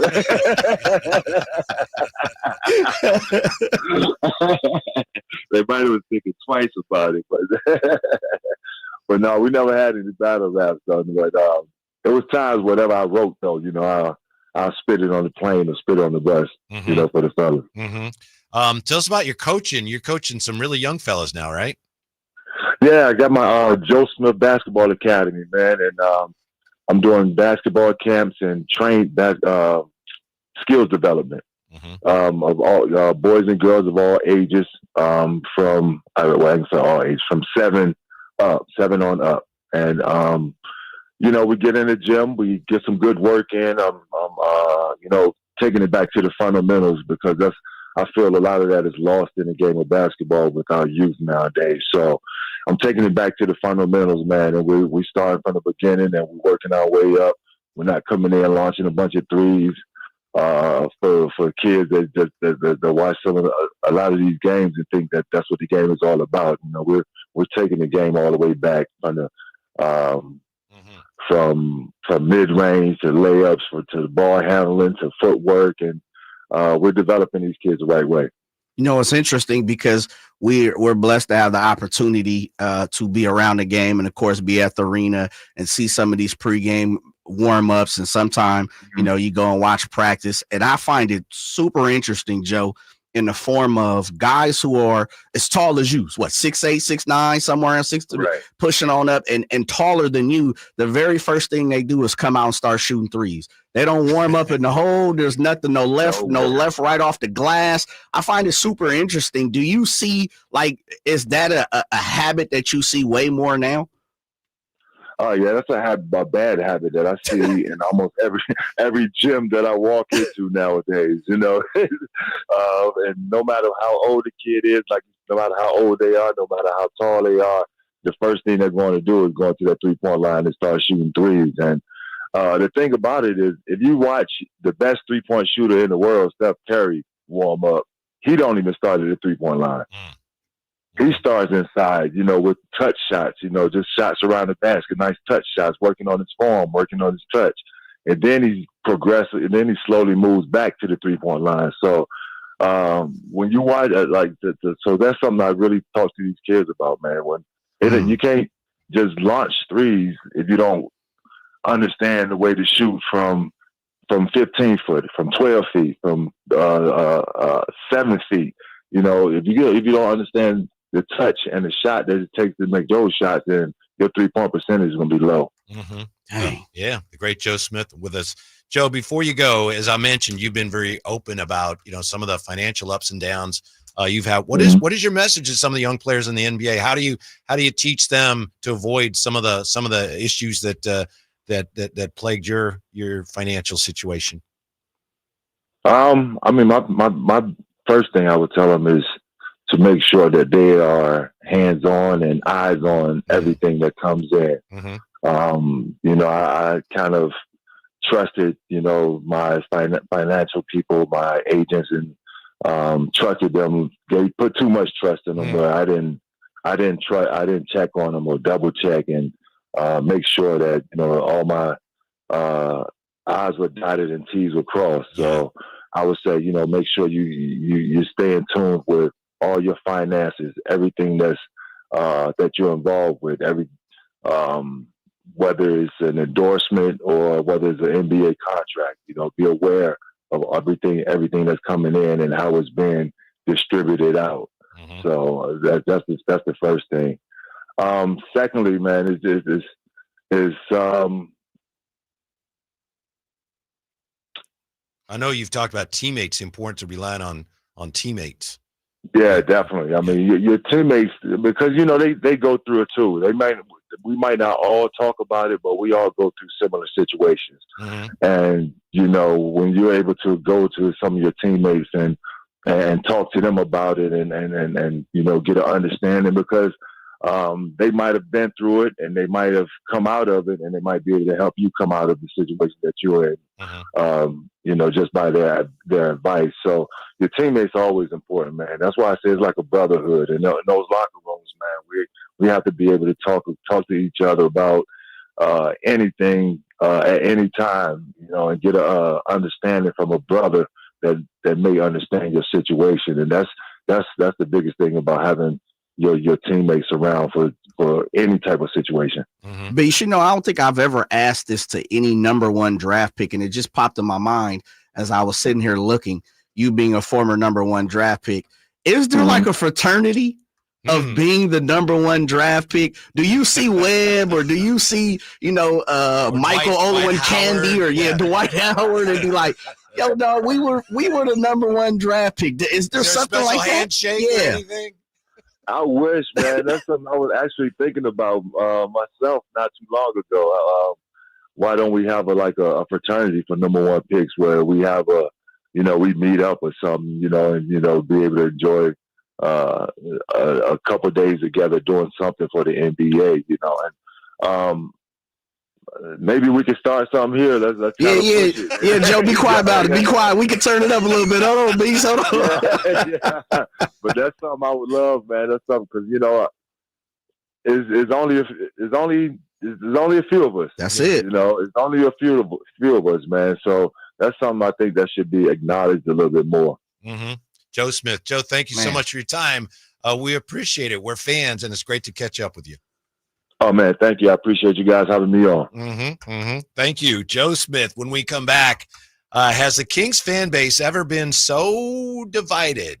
Has the Kings fan base ever been divided like it is right now? We'll get to the bottom of what exactly is going on when we come right back to Sacktown Sports. Why choose a Sleep Number smart bed? Can I make my side softer? Can I make my side firmer? Can we sleep cooler? Sleep Number does that. Cools up to 8 times faster and lets you choose your ideal comfort on either side. Your Sleep Number setting.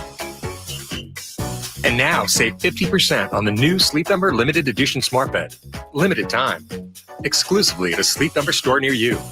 Learn more at sleepnumber.com.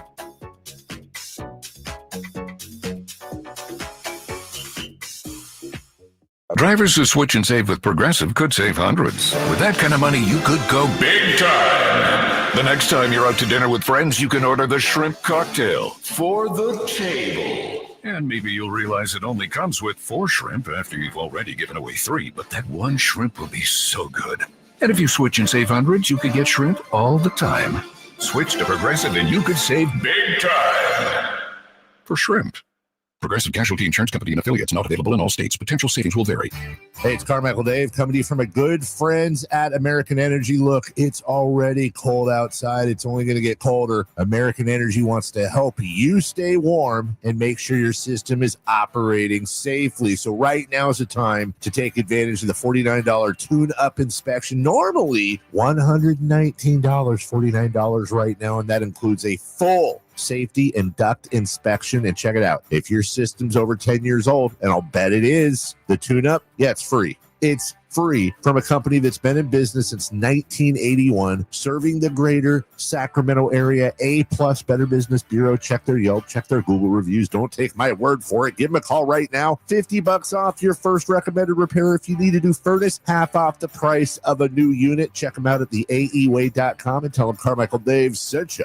Call 916-520-9990 now. Sacramento weather is brought to you by Elk Grove Honda. I'm meteorologist Heather Waldman in the KCRA 3 Weather Center. Beautiful Friday with lighter winds, morning temperatures in the low 40s, afternoon highs in the mid 60s. It'll be even milder this weekend. Get the latest forecast on the KCRA News and the KCRA app.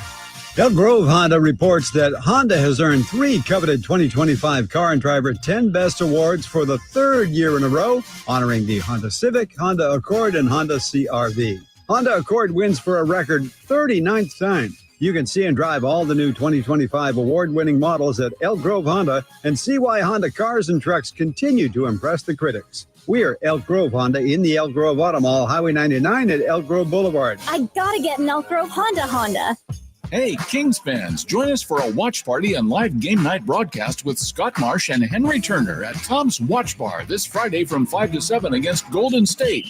Enjoy 360-degree viewing, surround sound, prizes, and more. Tom's Watch Bar. There's no better time than now to get yourself into a brand new Jeep because it's Jeep Adventure Days at Sacramento Chrysler Dodge Jeep Ram, offering the best deals in town and a selection other dealers are jealous of. Stop on by. They're just off of Business 80 across from Hagen Oaks Golf Complex. Sacramento Chrysler Dodge Jeep Ram. Celebrate Lunar New Year every week in February during the $800,000 Lucky Red Envelope drawing at Sky River Casino. Earn entries daily just by playing your favorite slots and table games with your rewards card. Plus, swipe at our promotional kiosk for a free daily entry. On select Sundays and Fridays, earn 100 bonus entries when you hit 100 tier credits. Join us every Saturday night in February, where every red envelope could be your ticket to $25,000 cash. Visit skyriver.com for details. Gambling problem? Call 1-800-GAMBLER. Must be 21 or older.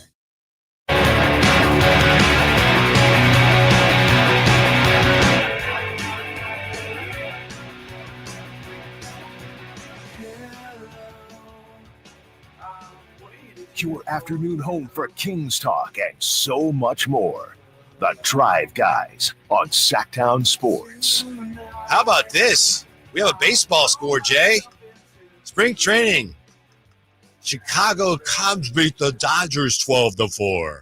There's your first real spring training score of 2025. Yeah, they were looking at it over here, or at least trying to find the channel over, and I was like, dang, it's already here? Yeah. February 20th. And you know, some people are going to be at that game going, who's going to win the World Series this year in October? Nobody knows. Nah, well, although it's, probably is going to be the Dodgers, but we will see about all of that. You know what, Whitey? You've been kicking around some negativity when it comes to Kings winning and the Dodgers are going to win and the Lakers. And I'm playing. Yeah, no, you're right. But it's a defense mechanism in many cases, but certainly with the Dodgers, just resign myself to, okay, fine. They're going to win rather than hope maybe they'll stumble, and then they win 127 games. They normally stumble. Normally, there's a time or two where they don't finish it. They're just loaded though. They are absolutely loaded at every position. They got a mass clubhouse full of arms. Yeah. I think if there's anything, it's their bullpen where you point to a weakness, but even then it's like, Their starters are top end. The thing that really is frustrating from the standpoint of someone who roots against them is they go out and they sign all the guys, and then they have a great way with free agents. They get the big name free agents, get them in, but they also develop their own players too. They do both. Yeah, they do a great job. And that every year it's like they have 7 guys are like, I don't know who this guy is, but he had 370 last year in AAA. Vegas, so they have 2 other guys that throw 116 miles an hour. How can they do that? Where does that come from? It's called spending money from the jump. I guess. They're rubbing evaporated milk on their arm. Yeah. In spring training. Yeah. They're eating the finest of the finest, the delicatessens, truffle. It's like, man, these dudes are getting away with murder. Yeah. The Dodgers, they have done it the right way for a long time now. And you have to give them love. And I can't believe I've given 2 LA teams I'll give them respect. love. I'm not going to give them love. Okay. Well, give them respect. I'll give them respect. Well, same, in the hood, we call love, respect, all the whole thing. Come on. To me, I want to make that distinction. I got you. I know what you're standing on it. Yeah. I got you. Yeah, I don't want to show them no love. Yeah. I want to show them respect. Yeah. Like the commissioner this week said, they're doing everything within the rules, but we understand why fans are upset about it. So, yeah. Go spend some money. Uh-huh. Why are Kings fans so upset? Been thinking about this a lot because I've never seen the fan base divided like this. And on the surface, some of it is the De'Aaron Fox thing. And there's a divide over De'Aaron Fox. Should we say, oh, he was great, or should we be angry with him? But that's just part of it. The Kings fans and the organization have been through an awful lot this year. As we said yesterday, firing the coach, that's almost back burner now. You have a coach who 2 years ago was a coach of the year. He got fired. It's like, yeah, that was a long time ago. That was this year. That's how much has been going on. It does feel like it was last season at some point in time. Yeah. Yeah. I'm with you. I really think what's going on here is that 2 years ago, and you tell me if I'm wrong, because I'm assuming this is how you feel as a Kings fan. 2 years ago, when you had Beam Team 1, a lot of Kings fans felt like, finally, I've been rewarded for all my patience. And I stuck with this team through thick and thin. And this team almost left, and I was still right there. And now, finally, we have a team that was top 3 in the West. And we set the basketball world on its ear and onward and upward. And now it's all paying off. Mm-hmm. That's how fans felt. You remember that first playoff game. Never seen anything like that. And anyone who's been to the old playoff games at the old Arco against the Lakers, that was unbelievable. And this was somehow a ratchet, a level up from that. So it was amazing. Yeah. And then last year, we know that it never quite came together. Last year was a very disappointing year. That's okay, right? Because Malik's coming back, and they're keeping Mike Brown, and DeMar DeRozan's here. So, all right, back on track. And then this year, what has it been? It's been a lot of drama. It's been the coach getting fired and the team underperforming, and now the face of the franchise is gone. So I think a lot of Kings fans are feeling like, wait a minute. It was just 2 years ago, everything was right on track, and now we don't know where it is. And I can understand why the organization has done some of these things, of course. But I think the Kings organization needs to acknowledge publicly what fans have been through. The organization needs to say, you know what? We know this has been really difficult. Stay with us because we've got this plan and that plan. But instead, to me, when Monty or whomever is speaking, they kind of gloss over. It's like, well, we like this move. And I think the Kings have to understand what fans have been through. It was 2 years ago. It's all paying off. And now it's like, wait, I think fans feel bamboozled, if not downright betrayed, Because like, wait, what happened? What are we now? 2 years ago, it's like, here we go. We got this great team, and we're going to build on that. And now what are we? We're actually an older team now, and the face of the franchise isn't even here. And the coach of the year is not even here. So where are we?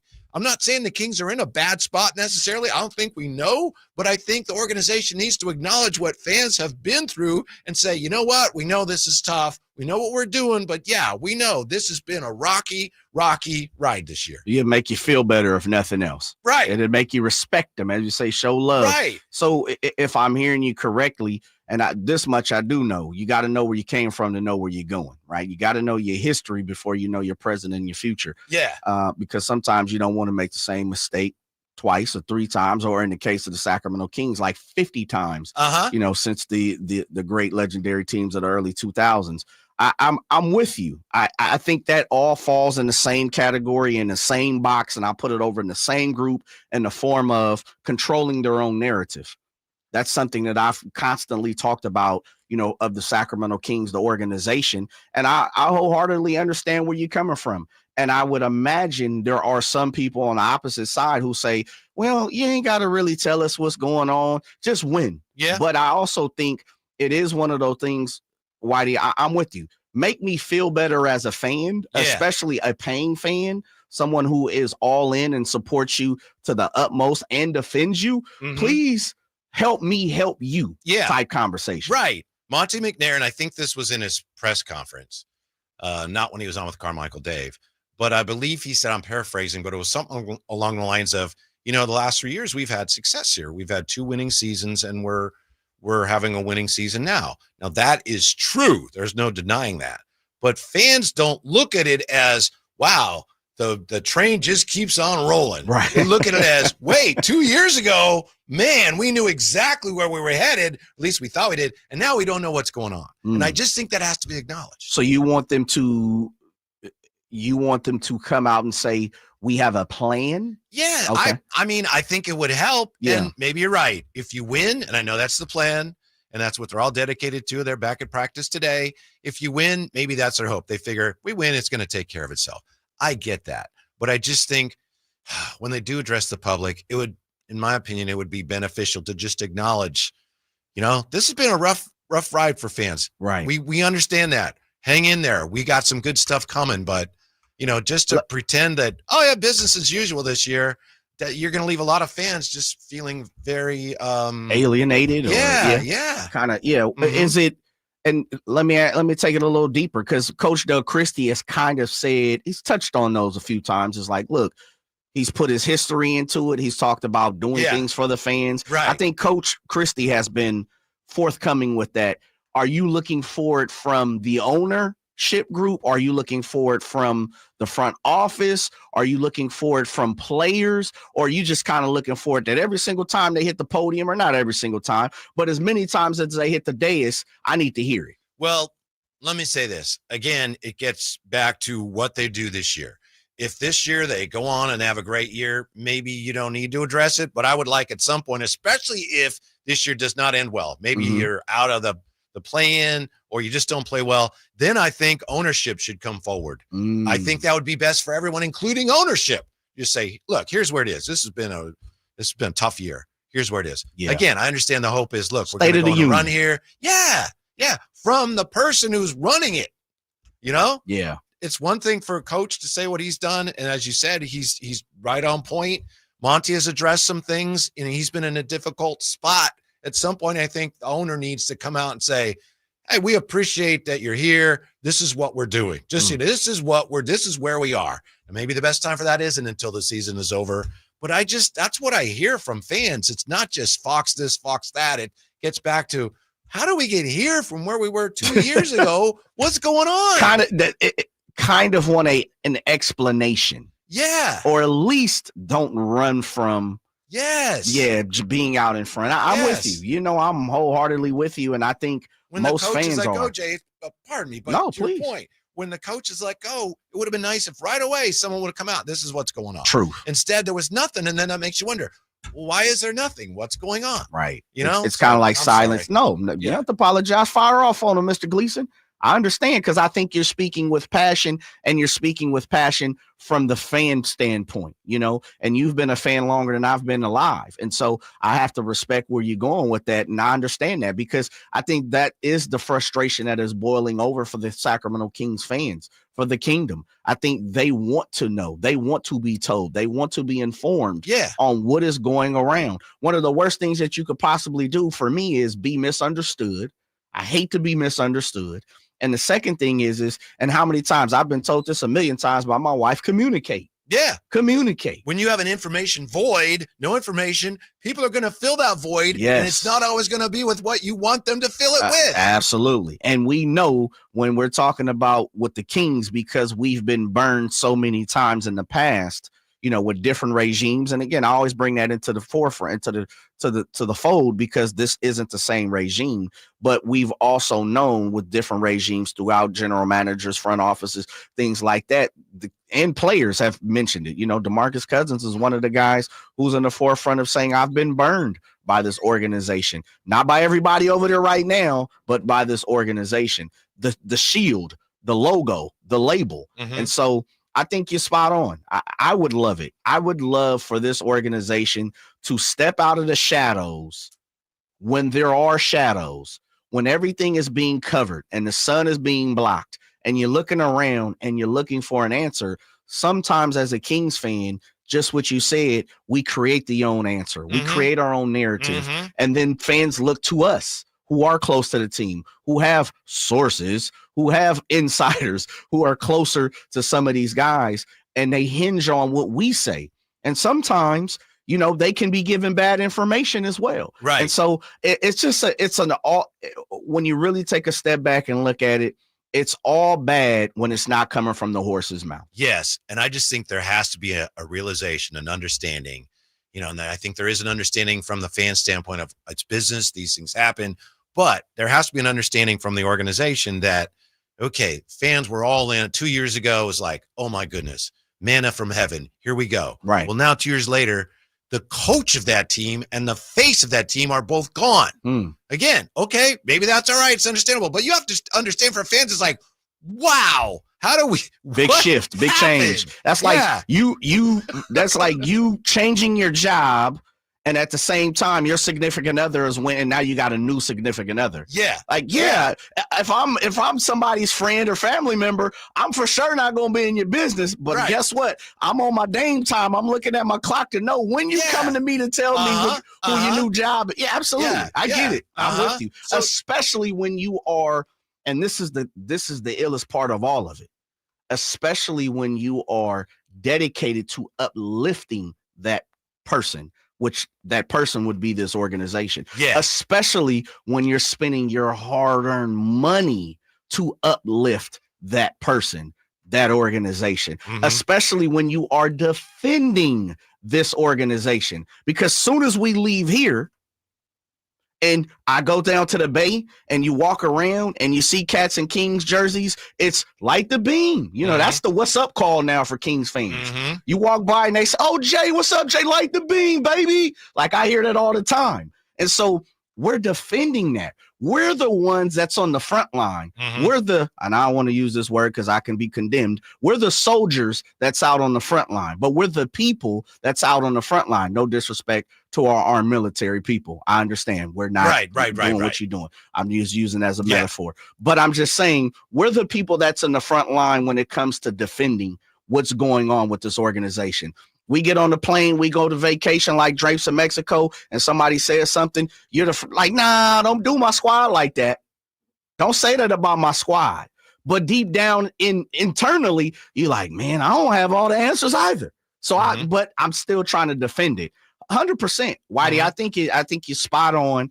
I think you're speaking with all Kings fans. I don't know one King fan who would disagree with you. Yeah, well, we just had that interview from DeMarcus over the weekend, and he talked about what Kings fans deserve, and I've just been thinking about it, and Kings fans just deserve to know how we got here. That doesn't mean you have to go, oh, it's terrible, I'm sorry. No, I'm not saying that. Because it's not. Right. Whoa, in 2 years, things look a lot different. What's going on here? And I think they're going to still support you, but it's almost an insult to the intelligence of fans to go through these major changes and then just like, well, we got the Warriors tomorrow night. Let's go. Playing, here we go. Turn a blind eye to it. It's tough. I think they deserve more. And I know it's hard. But it is. But now here goes the fans, but you get paid handsomely to do so, right? That's what they say. And I'll say this, Sacramento Kings fans, removing yourself, they are one of the best. We just had Joe Smith come on, and what did you talk about? That place was ruckus. I love playing there. Cowbells and everybody screaming at the top of their lungs, celebrating what's going on with the Sacramento Kings. We hear that constantly throughout the NBA. Again, when I'm out to different places and people say Kings fans, they might talk a little head. Spike Lee said something this weekend, but you know what else he said? He was like, man, but they there. They acting crazy. They're nuts when it comes about the Sacramento Kings. Sacramento Kings fans have showed and exemplified decades over and over celebrating the 40th year. 4 decades. Come on now. They're gonna come. They rock with you, Kings. Gotta get that. You gotta get that respect back too. You have to. You absolutely have to. So I'm 100% with you, Whitey. I'm gonna stand tall with you, big dog. Yeah. When we come back, just how tough are the? There's only 27 games left. I know, man. How tough are those 27 games left? We'll look at that when we come back to Sacktown Sports. Elk Grove Honda reports that Honda has earned 3 coveted 2025 Car and Driver 10 Best Awards for the 3rd year in a row, honoring Honda Civic, Accord, and CRV. We're Elk Grove Honda in the Elk Grove Auto Mall, Highway 99 at Elk Grove Boulevard. I gotta get an Elk Grove Honda. Attention! If you owe money to the IRS, this is an urgent message. The IRS is cracking down by sending out collection letters, garnishing paychecks, seizing bank accounts, and putting liens on homes and businesses. They call it enforced compliance, and you better watch out because penalties and interest on unpaid taxes compound daily, making it even harder to get out of debt. Don't let tax debt destroy your life. You need to call Optima Tax Relief, America's #1 tax resolution firm. They're experts in taxpayer assistance programs that can save you thousands if you qualify. A+ rated by the Better Business Bureau, Optima's resolved over $1 billion of tax debt for their clients. Let them fight on your behalf, helping to put your tax problems to rest. Call the tax professionals at Optima now for a free consultation. Call 800-343-6460. 800-343-6460. 800-343-6460. Optima Tax Relief. Some restrictions apply. For complete details, please visit OptimaTaxRelief.com. Come check out Capital Casino, Sacramento's #1 poker room with the most variety of table games in the region in a safe and friendly environment. Plenty of well-lit parking available, conveniently located in downtown Sacramento. And remember, Capital Casino has the best food, the best service, and the best action. 411 North 16th Street in downtown Sacramento. For more information, log on to capital-casino.com and please gamble responsibly. 1-800-GAMBLER. Sacramento's premier country music festival, Country in the Park, is coming back May 16th and 17th at Cal Expo with Bailey Zimmerman, Billy Currington, Cole Wetzel, Nate Smith, and more. You'll enjoy food trucks, rock walls, and a mechanical bull, line dancing, and more. Single-day GA tickets start at $52 at CITPFest.com. Country in the Park, May 16th and 17th with the California Army National Guard. Find out more at CITPFest.com. The huge President's Day sale is on at Maida Chevy, Sacramento's Silverado headquarters. Save $10,250 off MSRP after rebates on new half-ton Silverado LT after rebates with over 50 in stock. And Maida Chevy has one of the largest selections in the Sacramento area. $10,250 off new 2025 Silverado at Maida Chevy. Now that's big, huge. See them all at MaidaChevy.com. Together, let's drive. I'm George Washington, and I approved this message. Not available with special financing, leasing, some other offers. 5 to the Salvador Resto 2011 or newer Chevrolet.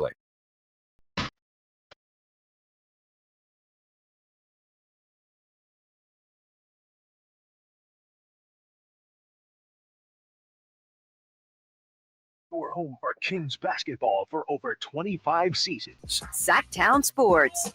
One of the things that we've been kicking around today, like these things do, it came about in kind of a roundabout way, but we've been talking about the heaviest, the greatest heavy athletes.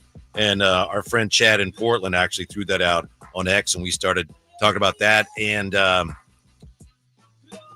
a longtime listener here on Twitter suggested that Charles Barkley is one of the greatest heavy athletes. Oh, absolutely. Young Charles Barkley. But he wasn't heavy young. He was heavier older. Yeah, but he was still, even when he was younger, they used to call him, of course, the round mound or rebound. Sure. He was a pretty heavy guy, and he was an incredible athlete because he wasn't ground bound. No. He was a round mound, but he was not a ground bound round mound. Yeah, no. I'm following you.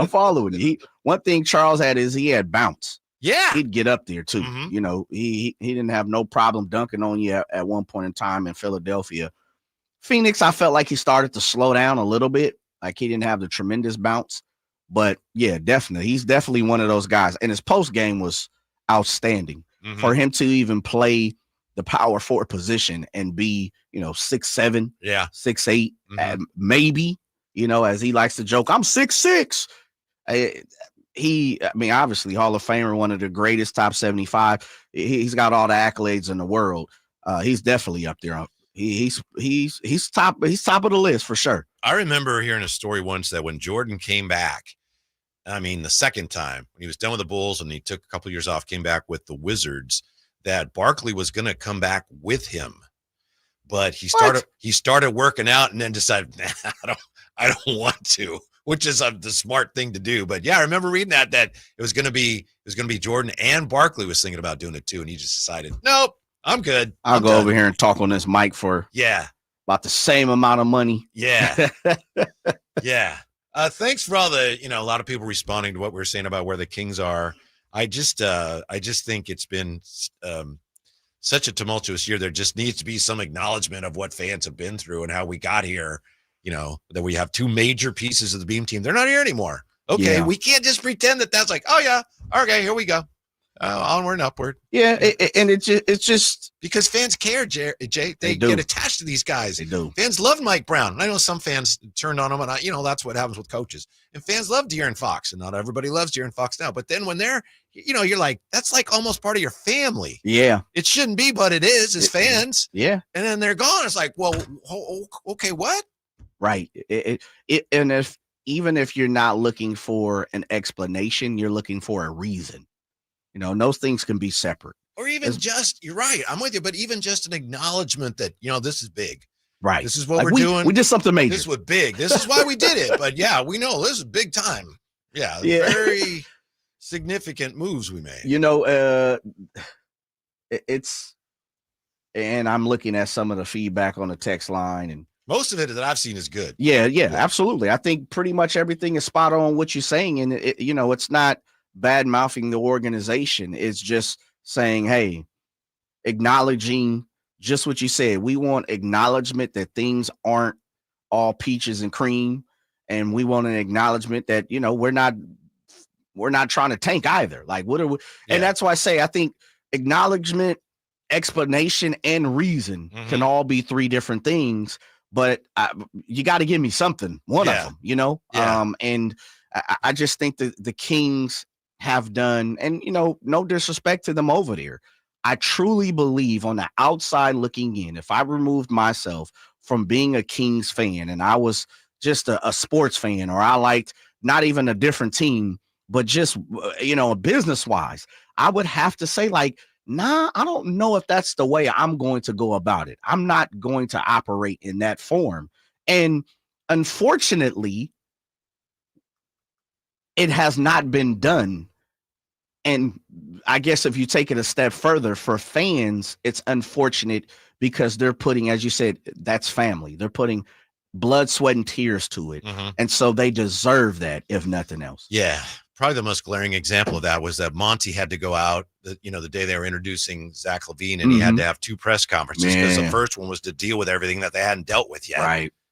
And he was not in a great mood to deal with that. But it's like, so you made this big trade. Zach LaVine's coming, and the question, why did you fire the coach? Oh man. Yeah. So, but you know what though? Listen, you put yourself in that situation, and so you have to handle it. Yeah. And as a man or as a woman, to stand tall on your own 2 feet, you have to take what you give. And what you give, what they gave, was nothing. And so in return, you're gonna get everything, and that's what they got. That first press conference, and as you said, they had to split it up into two because they knew it was coming. Yeah. They knew that it was was smart. coming. They did that. Absolutely. Smart, yeah. You got to give them kudos to it. But at the same time, when you don't give anything, you shouldn't be expecting anything. But in this case, when you don't give anything, you better believe you're going to get everything. Right. And then it was unfortunate because then less of the focus was on the fact that, wow, Zach LaVine's here. It was less of that and was more of all the drama that they hadn't. Well, the first one. Yeah. The first press conference, the morning joint. Yeah. Right. The afternoon joint was all about Zach. I know, but I mean, just overall, the next day, people were talking still about the first one. Right. True. Instead of the focus on overshadowed it. Yeah. A little bit. Yeah. All right. From tankathon.com. And I understand why some people would say the Kings should tank. I don't think they should tank. I don't want them to. No. So that's not why I'm looking at this, but tankathon.com. We have here remaining schedule strength. A look at teams' remaining games, calculating the combined winning percentage for all those opponents. High strength of schedule is good for tanking, but we're not talking about tanking. Toughest schedule based on the winning percentage of opponents. Lakers, 541. They have 29 games left. 2 is Phoenix. That's good because they're right behind the Kings. But the Kings, by this measure, have the 3rd toughest remaining schedule in the NBA. 27 games left. Their remaining opponents have a combined winning percentage of 534. Good, not daunting. They got OKC once. They got Cleveland twice. They got Boston once. The Knicks once. They got the Grizzlies once and the Nuggets twice. And then the easier part of the schedule, Jay, although, again, with the Kings, how easy are these games? They've been so up and down. You got Washington once, the Jazz once, Charlotte twice, including Monday, the Bulls once, Portland, and San Antonio. And all of a sudden, unfortunately, because of Wemby's situation with his blood clot, San Antonio looks like an easier game now than that's right. Earlier. It was going to be a smoke out anyway, barbecue brisket. You didn't think the Kings was going to take care of business? I don't know. I thought it was going to be very dramatic. I remember when Chris Webber came back. It could be. Yeah. Well, I don't know. I just now I'm resigned to the thought that, and I don't know anything, but De'Aaron Fox is going to get his hand operated on now, and we're not going to see him here March 7th. I hope we do, but I have a feeling that he's not going to come play. Is there a spot in the rest of the season that you're like, okay, you can take advantage? I have to look. Yeah, you have the.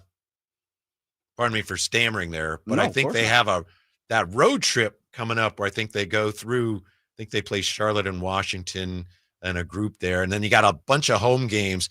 I just have remaining schedule strength. I don't have the schedule laid out in front of me, but I know they have like a long homestand towards the end of the year. It's like the last 3 is at home, but before that, that's when you hit the road. You coming off the homestand of 1, 2, 3, 4, 5, 6, 7. You got 7. So I think that's the 7-game homestand. 7-game homestand. Yeah. And the homestand is Memphis, Cleveland, Chicago, Milwaukee, Boston, OKC. That's not easy. That's right. But then you float into, and then at the end, the 7th game is Portland. You float into Orlando, Indiana, Washington, Charlotte, Cleveland, Detroit. I guess there might be a few wins. There's a few in there. Yeah. Yeah. There's definitely Detroit, Washington, Charlotte, maybe. I'm not saying you can't win the other games, but I look at those and that's like W. Yeah, Washington, you need to take care of. Yeah. Again, if you want to be in the playoffs, you need to go ahead and take care of Charlotte as well. Detroit is a coin flip. Them boys over there playing for their playoff life as well. Yeah. The other part of it too is finishing with Phoenix. I think it's going to be a super interesting game there. Of course, they're in the Pacific. They're in the Western Conference. They're all, you and them are fighting for a playoff spot. And what always gets me, and it's funny because it's always on the West Coast, and I always triple check in the beginning of the season, and I don't have to look now, is that last game is always in the middle of the day. Yeah. Or super early, and it's 12:30 this year. And to me, that just throws off West Coast teams, and you never know what you're going to get. And I hate if the last game depends on something, and you got to play at 12:30. Yep. I know I'm overthinking certain things, but I don't like it. I don't like it. By the way, thank you for mentioning Detroit. I kind of glossed over them. They've won 4 in a row, and they're 29 and 26. They balling. So they fighting, brother. They're only a game over 500 at home, but they're not a pushover. And that game you're talking about, the final regular season game of the season against Phoenix, that's also, I know we've talked about this, the A's are home that same day to the Mets. They are. Double dip, baby. Yeah. Are we double dipping? Drive guys double dipping? You took a huge side. I have to do the basketball. That could be a huge basketball game. If the game doesn't matter, yes. If the game matters, it's basketball. But the baseball's going to be there for another 2.5 hours. You're going to miss whatever game you decide to leave. You're going to miss a lot of everything going from one stadium it's a to the other. 12:30 and a 2. What is it? A 12:30 and a 107, or what is it? Yeah, I have to check. Okay, I thought they were starting like an hour later at 2 or something, but I could be wrong. I got to check that. That's going to be one of the most amazing days in Sacramento sports history. All right. Sure that, Ramsey? Is it a 105? All right, so Ramsey said it's a 105, so they pretty much overlap. I thought they pushed it back for an hour for whatever reason. Well, why don't you ask them to, and I'm sure they will. They might. If you ask them to push one of them, or not ask. Days? Either one. Oh, it's yeah, I'll up to tap you. you on that. Well, the Kings ain't going to do it. As we've talked about, Kings float to their own beat. They move to their own, the music of their own ear. All right. Tony Ray Harvey's going to join us, huh? Yes. Yeah. Longtime Kings beat writer, author, journalist, Tony Ray Harvey in studio. We'll talk a lot more about the Kings. How about the return of Devin Carter? 339-1140, 1-800-920-1140 if you want to join the conversation. It's a drive, guys. Rolling on Sacktown Sports. This is the story of the one who, as a maintenance specialist for a historic high-rise, knows that vintage charm historically needs constant attention. Which is why when it's time to upgrade turn-of-the-century mechanicals, they turn to Grainger. With easy access to 1 million+ products and the scale to deliver when and where you need them. The right tools and supplies are never far away. So the one can keep that vintage building running like new. Call, click Grainger.com, or just stop by. Grainger, for the ones who get it done. Hey, everybody. Kyle Draper here for Mercedes-Benz of Stockton. You know, sometimes you just don't want to buy brand new. I get it. I understand.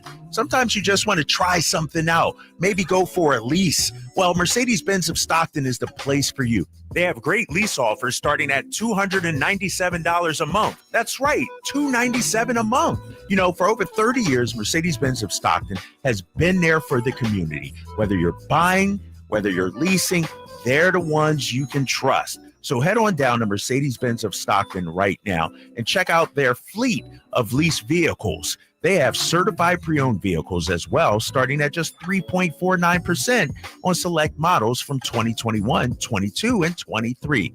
So head on down to Mercedes-Benz of Stockton. Tell them your boy Drape sent you, and trust me, they'll take care of you. They're a partner you can trust. Or you can always go online at mbofstockton.com. That's mbofstockton.com.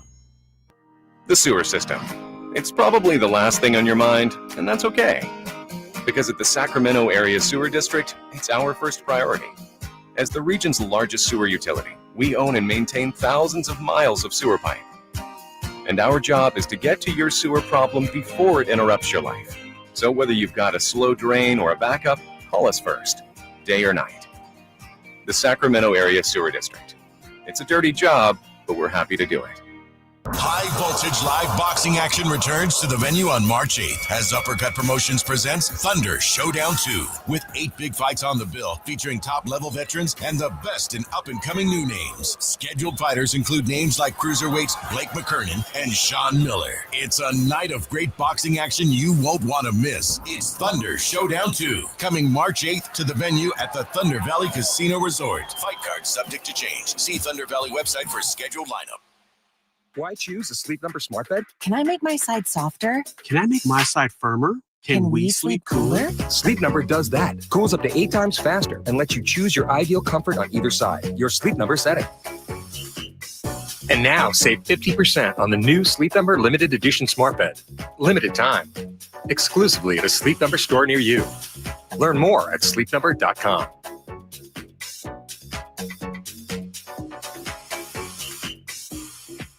With Progressive's Name Your Price tool, you get coverage options based on how much you want to pay for car insurance. And then you decide how to spend the rest of your money because you're in charge. Today, you're going to pay down your credit card bill. But you decide when you'll pay it. Before the due date, so those interest charges don't get you. But you decide if you pay it in full. But you definitely should, because again, interest charges. With Progressive's Name Your Price tool, we'll help you find coverage at a fair price. And then you're in charge. Progressive Casualty Insurance Company and affiliates. Not available in all states. Price and coverage match limited by state law. There's a reason why more and more people are coming from all over to Sacramento Chrysler Dodge Jeep Ram, Folsom, Elk Grove, Woodland, Roseville. And it's not just because they're centrally located next to Hagan Oaks Golf Course. It's because they make the car buying experience different than anywhere else. Yeah, of course they can get you a great price. That's the easy part. Where their general manager, Chuck Dean, and his team really make a difference is they don't believe you should have to sacrifice great customer service to get a great deal. Stomp on in today and see for yourself. That's Sacramento Chrysler Dodge Jeep Ram. It's the place where a handshake still means something. KHD1 Sacramento, KYMX HD3 Sacramento. From the Power Business Technology Toshiba Studios. This is Sacktown Sports 1140.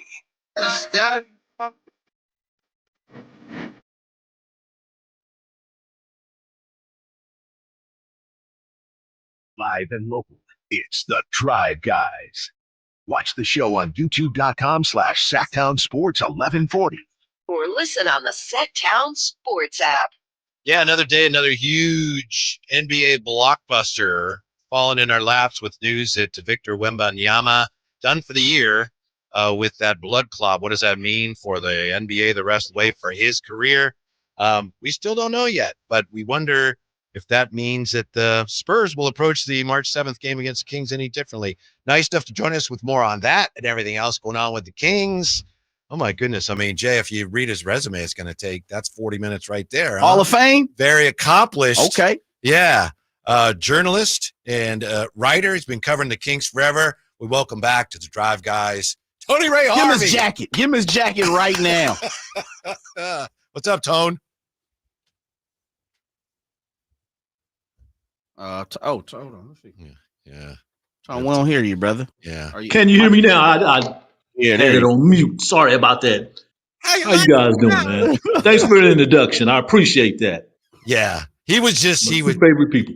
He intentionally muted his mic so he could get the applause. No. So the Of course, applause he was last. waiting. Yeah. It was a wait, a pause, the pause effect, huh? Yeah. Tone, we were just talking about the Kings here and how I don't blame fans for feeling a little bit maybe just confused about what exactly is going on. I know there's been a lot of upheaval, and I understand why things had to be done, but you know, you've fired the coach that was coach of the year 2 years ago, and the face of franchise is gone. Like I say, I understand that, but I don't blame fans for feeling a little bit unsettled through all this. How about you? Honestly, do not blame the fans for feeling unsettled at all, Kevin. I 100% agree with you, and I kind of like, always lean on them, to get that emotional measure, how, that temperature, how they're feeling, about this organization. And, of course, we're still talking about the firings and the trading of De'Aaron Fox and as well as, bringing in DeMar and then getting Zach LaVine. But at this point, with this roller coaster ride, you do want to know what direction is the organization is going, because I still I don't have a clear understanding of that either. So when it comes down to the fans, I think they're owed some type of explanation of, what is this going to be? What is this going to look like? Do you want to blow it up? I don't know. I mean, you got Zach LaVine on the books for 2 more years, with a pretty large contract. So I know he don't want to go through no rebuilding year. And then you have DeMar. He came here, with the intentions of winning and making the playoffs and making a deep run. I know he don't want to go through a rebuilding year, with his age, and he's an advanced veteran player right now, so he's looking for some action and stuff. So these things have to be taken care of by the front office. And we're all talking about Monty McNair and Wes Wilcox and the owner too, as well, Vivek Ranadive. What do you want to do? And please let the fans know. They are owed an explanation of what direction they're going, because let me put it like this. I haven't given up on the season, but we're talking about these second halves of the season, and I've been through, almost a quarter century of them. Usually I check out after All-Star break because the Kings, right? You know what I mean? Yeah. Okay. And so now I'm in a position that, this team, they could either be a playoff team or a play-in team. So I'm going to follow it all the way through. I kind of like being in that position because I still think there's room for them to, make a move and make a run at whatever they can salvage from this season, at least with a winning record. But after that, I still don't understand what are we going to do? What's next? What are we going to do in the offseason? What are we going to do with these with these picks that you have? Those things have to be questioned. Those things have to be answered. Tone, is it, and no one better to ask than you, because you've been around the Kings organization, you know how they operate. And this is their MO. If I'm not wrong, this is their MO. They more times than not kind of move to the march of their own drum. But what Whitey's saying and what you are saying, is it more an acknowledgement, or are you hearing from the fans of more of an explanation? Kind of both. It is an acknowledgement, and you are looking for an explanation. I mean, just 2 seasons ago, you was in the playoffs. I mean, you were third in the conference, the NBA Western Conference. You set the basketball world on its ear. 2 years ago, it was like yes, they were the hottest teams in the NBA. Yeah. Kevin, I'm getting calls from across the country about this team. That De'Aaron Fox, wow, he's the next up-and-coming superstar. We're riding on this high. You got the Bean team. We kind of knew, all right, we're going to build, and we're going to build a winning tradition. Okay, that was the acknowledgement. Now the explanation is later, you done fired the coach. You done moved on that guy that we look forward to being a star, to take that leap in stardom. He done moved on, and now you have these pieces left. I do hope, Doug Christie, land this gig, but, that's an uncertainty. Let's be honest with that stuff. So come out and just say something. Just give them something. It's the same way, with the firing of Mike Brown too. Is like, I just felt that once that happened, because I was in that gym, I was in that space, when he gave his last presser with us. After that happened, just get out in front of things and let everybody know, hey, this is what happened and this is the direction that we're going. Then you don't leave people hanging for about 6 weeks and you're building up all that tension, that frustration and stuff. Right. There's no doubt about it that there have been many mistakes this season. Really, really critical mistakes that the organization have to suffer with. But getting back to what Jay said, it is this organization MO. Because when these things happen, I'm not surprised. This happened, this happened, that happened. I'm not surprised that happened because I done been through it. I done seen through it. I would say I have seen a good 4 or 5 winning seasons in almost 25 years, since I've been covering this team. That's not a good percentage. I want to see, I want to see more. I would like to see what direction it's been. I'd have been through what I call a block period. And what I meant by that was, 2010 to 2025. 2010, you drafted DeMarcus Cousins 5th overall out of Kentucky. He did his 7.5 years. That summer, after you traded DeMarcus Cousins, you bring in De'Aaron Fox. He just completed his 7.5 years. That's that 15 years. So now I'm at that point. What direction are we going next? And I can really say that too because the year before they drafted, or at least a year or two before they drafted DeMarcus Cousins, they had Tyreek Evans. And for some reason, I didn't feel like he was going to be the face of this franchise. Of course, he signed as a free agent and he scooted on to the New Orleans Pelicans. But these guys, I really felt comfortable with in those 15 years in the 15-year block, but nothing happened. You didn't put the right type of guys around DeMarcus basically at all. I mean, it was like piecing things together. Towards the end for De'Aaron, you tried, but I don't really blame the man probably for one and out, okay? He has more losses than he has wins here. You want to be around somewhere where, winning is contagious. So he has to step off. So I don't know, I don't know if we'll be covering the team for another 15 years. I can't say that right now, but you got it, Tom. Yeah, 30 easy. You got 30. I'm sure going to try. I'm sure going to try, Kevin.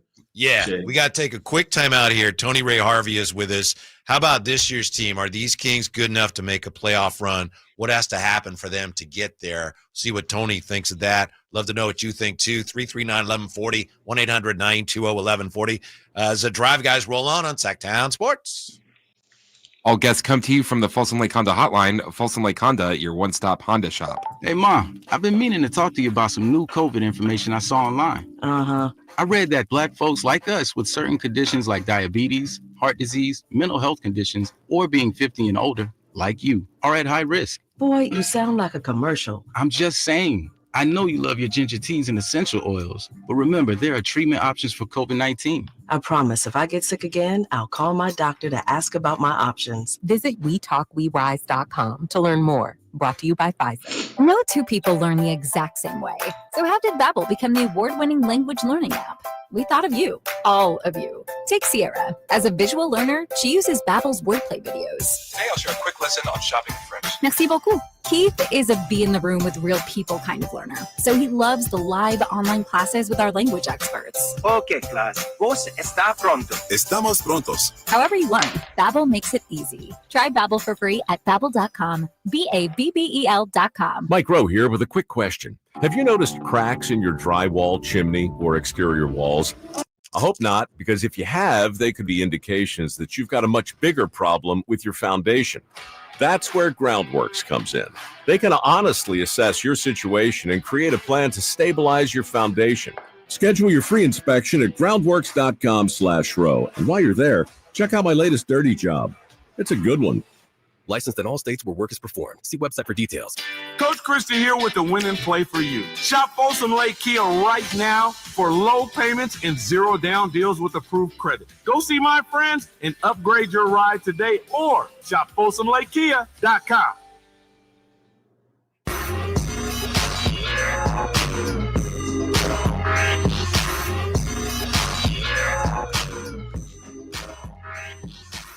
Your afternoon home for Kings talk and so much more. The Drive Guys on Sacktown Sports. Tony Ray Harvey is joining us. It's Jay and YT today. Drave's back with us tomorrow. Kyle and I will be coming to you from the Golden One Center. Back at it tomorrow. So the Kings were practicing today. Tony, I know you were at practice today. Anything jump out? What'd you see? What's going on? How'd the Kings look in practice today? Good. Was the first practice since the break, but I think it's the first practice since they had all these, these new pieces going together. I think the thing that stood out was I forget who asked the question, but Doug Christie, he responded defense. That's something that really needs to happen here in these next 27 games because as we know, that last game in New Orleans, the way that unfolded. Kristen James, C.J. McCollum, dropping 43 points, and he's cooking a particular person. I'm not going to mention the name. I think everybody know that. They got to get those. They got to get those. They got to figure that part out. I don't know if they're going to be any better than what they are on defense. With these new pieces in place right now. I do like Jake Laravia and what he does when he comes in there. Of course, I like Keon Ellis. He really needs to be in the floor in those crunch times in the fourth quarter to somehow, contain these type of players who can get off on them. But defense was one of the things that were highly discussed, at least with Doug. We did talk to Marquel Fultz, so hopefully we'll be seeing some action from him.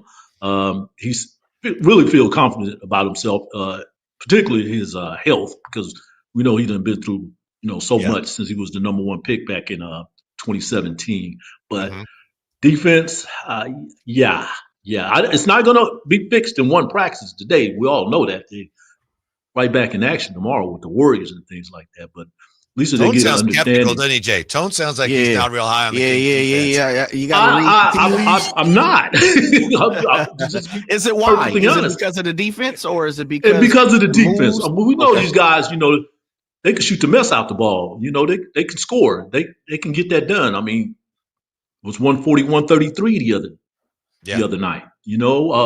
I'm not worried about that, but I'm extremely concerned about the defensive end because we were seeing some really good things, under the guidance of Doug that were happening, and they were, with the deflections and the steals and offensive rebounding and getting their hands, in those passing lanes and in the traps, the zone. And then, you changed up a little bit, with the De'Aaron Fox trade. And it's almost like you had to go back to zero. Well, you had to go back to zero because now you got, 3-4 more players in the mix now that the offense, you can put the ball in the basket. But the defense, that takes a little while to gel when you got all these new pieces and stuff. That's basically what my concern is, fellas. Tone, are you, and I guess one of the things that I think people are questioning as far as the Sacramento Kings is not so much of what they can do, but all the teams around them and what they can do. The Phoenix, the Dallases, now it looks like San Antonio the Dubs might be a part of it with Jimmy Butler. And you got Draymond out here talking about they're going to win a championship. Are you more, I guess, worried, and maybe worry is not the proper word, but are you more detoured from what the Kings are or what's around the Kings? I'm just more worried about, what the Kings are, being in this type of situation, for the last 3 seasons. You make the playoffs, and you barely you limped into the play-in last season, and then now you're in a position that you're 9th in the Western Conference standings as of today. Where are you going to go? Are you going to go up? Or are you going to stay where you are? Or are you going to just take a few steps backwards? That's the thing that concerns me. Yes, I am aware of the situation in Dallas, of course. Wemby, as you talked up at the top of the hour too, Kevin, the issue that he's done for the season. De'Aaron Fox probably go ahead and get that finger looked at right now because there's nothing else. You know what I mean? Yeah. And Phoenix, I still haven't figured Phoenix out yet. I don't think Phoenix has figured itself out yet. As far as what they're going to do, but these other teams are definitely going to scrap. The Houstons and the Memphis. What's that?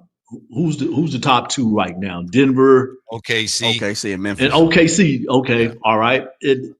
Houston's kind of come back to. Houston coming back to life, right? Yeah. But and OKC is probably like 8 or 9 games ahead of the second place. Team stuff. So we pretty much know what's going to happen around that area. The Kings, if they can't wake up and make a move to try to put the pressure on these other teams. I mean, they're only 2 games behind the Minnesota Timberwolves. Okay, so that's 2 games. You have to keep winning. You got to get winning. You got to get some victories put on the board. To try to catch them in that eighth spot stuff. But I'm more concerned about the Kings and where they are than I am with all these other teams, because any of them can get hot. And there's going to be one team in the Western Conference in this so-called. Why can't it be the Kings, Tone? Why can't it be the Kings again? It can be. Okay. No, and I'm looking forward to it. But Guerrero Gross here in the chat. But when I'm looking, hey, Christian James, CJ McCollum. I don't want to see any more of that type of stuff too. And I'm just saying. Okay, Guerrero, if it's going to get down to those points where it's going to be, these situations where you need a game stopper. I want to see more Keon Ellis on the floor in those times. That's all I'm saying. That's all. That's why I'm worried about him. We're going to win 23 of the next 27 games. That's what Guerrero Gross. Let's do it. Thinking. Yeah, Tony, I was going to ask you about the Kings and the playoffs, what they have to do, and I'm sure we'll get around to that. But here's where we are. When we found out about Wembanyama, it's very unfortunate for him, for the league. But I was thinking, well, that's one team that's probably not going to be competing with the Kings, so they're really a better chance of getting into the play-in. But then I thought, is that where we are right now? That we're like, woohoo, play-in. There are some people that are saying, I'm not sure where you are on this. Some people that are saying the Kings really should start tearing this down and drafting some young players. I understand that. I don't want them to do that because I don't want to go through, 3 or 4 years of just, I understand the argument. It clearly looks to the point you made earlier when you have Levine and DeRozan under contract, and Levine for a while, DeRozan, there's flexibility there, but it doesn't look like they want to do that. But do you think that's what they should be looking at if things don't go well the rest of this year? When we were leaving the practice facility, I just had this conversation with Jeremiah Samuelson about blowing his team up. And yes, if you're not going to tell us what you're going to do at this point, why not blow it up and just start all over, start from scratch and try to rebuild again? I know a lot of fans don't want to hear that right now, but what else direction that you're going to go? This team right now is built the way it is, constructed the way it is, that it is looking for victories. That's it. I mean, it's not a development phase at all, with the current roster, with the current personnel on the rosters. So I would, I would say, go ahead and blow it up. That's me. That's just my opinion. But the way the roster is set up right now, you're gonna have to win. Okay, and you got to, a couple of heavy contracts up in there. Those people don't want to be around for no rebuild. But to take that step, and maybe it would help nurture Doug Christie as well. By starting over. It's time to blow it up, Jay. Is it time to blow it up? Nah, not for me. You ready to get the dynamite out? Nah, you keep the TNT in the bag. It's not. It's not. And I'll tell you why, fellas. I think you have, and the worst part. I mean, the worst position you can be in the NBA and really in sports is in the middle. Right. Yeah, Isn't that kind of where they are? They are in the middle. They are in the middle. But I think my argument to it is, you just had some catastrophic things happen. And White, I know you've talked about coming from just a year and a half, 2 years ago to where we are now. I think you let this season play out. And because of the catastrophic situations, meaning you traded the face of your organization, you let go of your coach super early in the season. And statistically, an interim coach doesn't have the highest success rate of taking the team further, into the playoffs. I think you remove the interim tag from Coach Doug Christie. You allow him to get some of his guys in the fold, and then you also attack it in the situation. And this is what I think you have to do. You have to have real conversations with one or two players on your squad. And unfortunately, you got to start to look at some guys who either need to take the next step, or you have to just trust and believe that they're not, and you got to move on. And so, depending on who you think that is, I think you got to have conversations, because when we're really looking at it, there's probably 6 men for 5 spots, right? I think you got to have a tough conversation with one or two of the guys on this roster before you blow it up, and then work around the edges. And if that don't work, then you blow it up. Some big name guys in, right? If my math is correct, there's no other way around it. You are talking about some big name guys. There's no other way around it. I mean, because if you believe Keon is one of those pieces to take you to the next level, and or you need him on the floor at the beginning and the end and a lot in the middle, that basically means he's one of your pillars. He's one of your guys. He is a Doug Christie. He is a Bobby Jackson. He's one of those guys you need to move forward. And so now we need to start to look around the other parts of it. We know Zach LaVine's not going anywhere for the next couple of years. I think you've hitched your wagon to him. We know Domantas Sabonis is probably not. That's probably where you start. Those are 3. Now you got to have some tough conversations. You know what I think part of the issue is here for Doug, and he's smart enough here. He hasn't done it before, but he'll figure it out. Doug wants the team to be a certain way, right? He wants them to scrap and play really hard. Every coach says that, but Doug did it. So when he says he wants to do it, has a little more cachet. But you've got guys on the roster, and I'm not saying Zach LaVine and DeMar DeRozan don't play hard, but they're not like dive on the floor scrappers, right? So, and they're your best players. Domas is that type of player. So I think it might be tough for Doug to meld these two things. If you want that to be the identity of your team, but 1, maybe 2 of your best players don't play that way, that's a tough marriage, isn't that kind of saying get your own guys around you? Like you're able to get some of your own people within the organization. He can't do that yet. Which is why I don't think you tear it down, because you haven't even built it up. Yeah. We'll take a quick break, Tone. We'll get right back to it. Pardon me. We'll get right back to it. We got to talk about Keegan, too. How big of a key to this whole thing the rest of this year is Keegan? Are we still wondering how good Keegan can be? We got Tony Ray Harvey with us. It's the Drive Guys. Jerry Reynolds joining us top of the hour. Sacktown Sports. Sacramento weather is brought to you by Folsom Lake Kia. I'm meteorologist Heather Waldman in the KCRA3 Weather Center. Beautiful Friday with lighter winds, morning temperatures in the low 40s, afternoon highs in the mid 60s. It'll be even milder this weekend. Get the latest forecast on the KCRA News and the KCRA app. It's what you wait for all week. The 3-pointers, the rebounds, the thrill of every shot. Win or lose, it's the hope that keeps you coming back. The dream that this time, it might be your year. And so you represent with anticipation and with pride. Because when the pressure's on, your support is everything. And that's why the NBA Store is here to support you. Check out the largest selection of official NBA gear at NBAstore.com. A Fanatics experience. Oh no, stomach issues again? Stomach issues? Who are you? Your pancreas. I could be the real reason for your diarrhea, gas, bloating, stomach pain, or loose, oily stools. I thought it was my stomach. People often do, but any of these symptoms could mean having a condition called exocrine pancreatic insufficiency, or EPI. With EPI, the pancreas doesn't release enough enzymes to break down food, but EPI is manageable. Use the symptom checker on identifyepi.com and speak with your doctor. That's identifyepi.com. Sponsored by AbbVie. We could all use more time. Amazon Business offers smart business buying solutions so you can spend more time growing your business and less time doing the admin. I can see why they call it smart.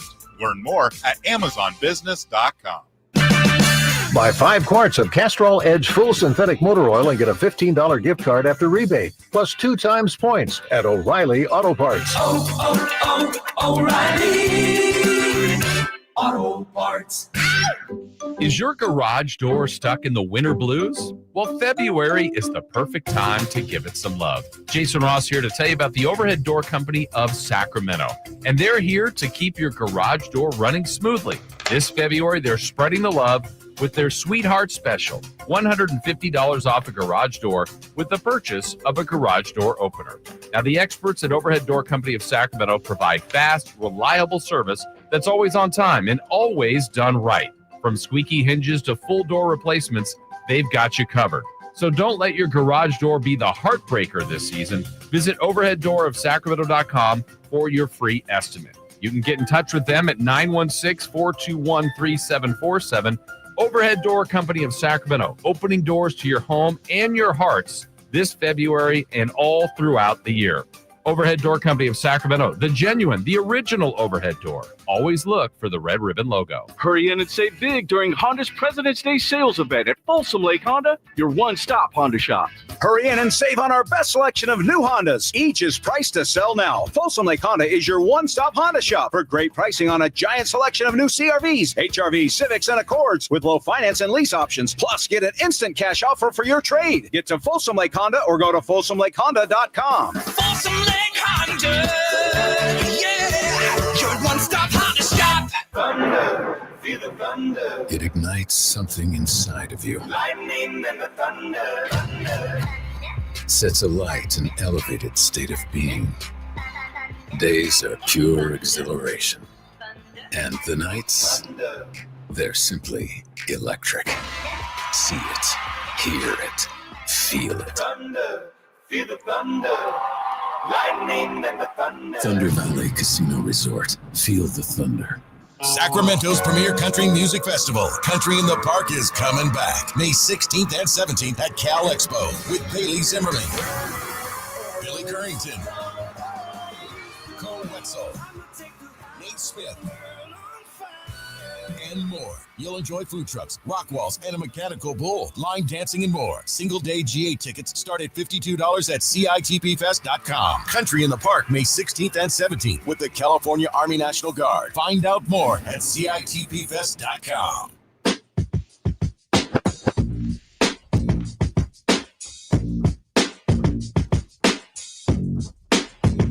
It's a blessing, somebody that me that, had a journey that I've had. I have a real appreciation to be able to play this game and to be able to have this opportunity. So for me, it's just a blessing to be able to be out here and have the opportunity to hoop. It's been amazing for me, just being able to take time for myself and get my body and mental right and really just get my body good. So for me, that's all it was for me. And now I feel good, and I've been blessed enough to have this opportunity to go hoop. Your flagship station for the Beam Team, Sacktown Sports. Marquel Fultz at practice today. It's Drive Guys. Drape's back with us tomorrow. Tony Ray Harvey is with us today. Tone was at practice. Speaking of the practice, Tone, Jay, dear listener, I'm not blaming anybody for this. It was unavoidable. There's no way around it. But it's just a little discouraging that with all the new Kings and how unfamiliar they are, that, we all said, well, during the break, they can get together and work out some of these kinks. They got a game tomorrow. They had time for one practice. And again, I'm not blaming anybody, but that's the reality. One practice, Blame the NBA, man. One practice. One. Yeah. One. That's what's in these things, at least on the Kings side of the ball, at least the defensive side of the ball, you're not going to be able to fix that defense in one practice, with a game coming up tomorrow, though. But I think the league should kind of like fix that, at least if they can get a little bit more time after All-Star, at least another day, you know, to get comfortable with going into the second half. Maybe that would help out a lot too. But yeah, one practice. Now Doug did say they met yesterday as a team, but there was no practice. So maybe that was just a formality and things like that. But today was scheduled to be a practice, and this is just what we have. So you just have to hold on and hold your breath and see what happens. Yeah, it's not like any other teams. Not like the other teams had. Right. Exactly. Everybody else is in the same. It's just the only difference that the Kings have, newer personnel that they have to deal with, and that hasn't been able to practice together. These other teams are pretty much safe in that aspect of it, but we'll see. We'll see tomorrow. When they take the floor against the Warriors. Tony, is there? Oh, my apologies. You go ahead. Tony, is there one guy on this team that you're gonna have your eye on closely heading into the last third of the season? Let me guess. He loves Jake LaRavia. He's gonna be LaRavia. I do like him on that defensive end. I do. No, actually, there is one guy. You did bring him up, right before the break, and I am looking at Keegan Murray and see what they're going to do. How they're going to handle his situation with his contract in the offseason. He's averaging 12.7 rebounds. He's not shooting it really great from the field at 43%. He is a two-way player. At least they do have him with some defense, a lot of defense skills and things like that. But I am wondering how they're going to handle him in the offseason. And that pretty much starts right now with the next 27 games and see what Keegan's going to do, because they brought in DeMar, they brought back Malik Monk, they brought in Zach LaVine. So offensively, he's not going to see a lot of shots. When them three on the floor, playing with those three on the floor, so he just can get what he can as far as scraps. I still think there's a lot of upside to him. I think how much upside? Pardon me for interrupting, but really, what do you think his ceiling is? Because when he was drafted fourth, a lot of people in the Kings still have very high hopes. People thought maybe this guy could be like a star. Is that still his ceiling, or is he just going to be kind of like a Sean Elliott, who was a really good player, but is that kind of where his ceiling is? Now you're talking about the defensive side, because Sean Elliott was a great defensive player for us, San Antonio. And he was a two-time All-Star. He was a two-time All-Star. Yeah. I mean, I couldn't put. It's not like he's going to leap to be. He's going to go for a star to superstardom. I don't think anything like that. But I think he can still reach the level of getting around at a 17 to 20 point range per game. I think he can up it at about 8 or 9 rebounds. He's been working on his rebounding a lot, and he's rebounding around one of the greats. The guy who's going to go into the Hall of Fame one day, and Domantas Sabonis. But I still think there's progress and there's still development there, Kevin and Jay, at least as far as Keegan. And he's going to have to step it up. He knows that. He knows that too. But do you think, Jay? Go ahead. Do you think? Yeah, I'm sorry, Tone. Do you think this team is going to be a playoff team this year? That would mean if you're in the play-in, you got to get out of it. Is this team right now, in your opinion, is this a playoff team? How likely is this team to be a playoff team this year? It can be a playoff team, but you don't like that question, do you? You're not going to like this response. This defense, man. It's this defense that worries the heck out of me right now. Okay, you're going to have to play some defense to climb up in the charts. You can't shoot everybody up. They probably can shoot everybody out, but there's going to be some more shootouts, folks. We already know that. There will be more shootouts. But if their defense was a little bit more cohesive, I would say yes, playoffs. Playoffs. Do I want them to make the playoffs? Yes. I don't want to really mess around with that play-in thing. I've been saying that all season and stuff. Get to the playoffs, At least that way I know that, the season has been salvaged as well. But what about you, Jay? A million more times. This defense is Is this a playoff team, Jay? This team right now. Playoff team. Jay. Dang. Jay, you have your headphones on? Yeah, I do. You know, I was trying to ignore you a little bit. Jay's putting his head down like maybe he'll think I'm busy. It is. Yeah. This team's a playoff team. Yeah. Yeah. I'm gonna get a.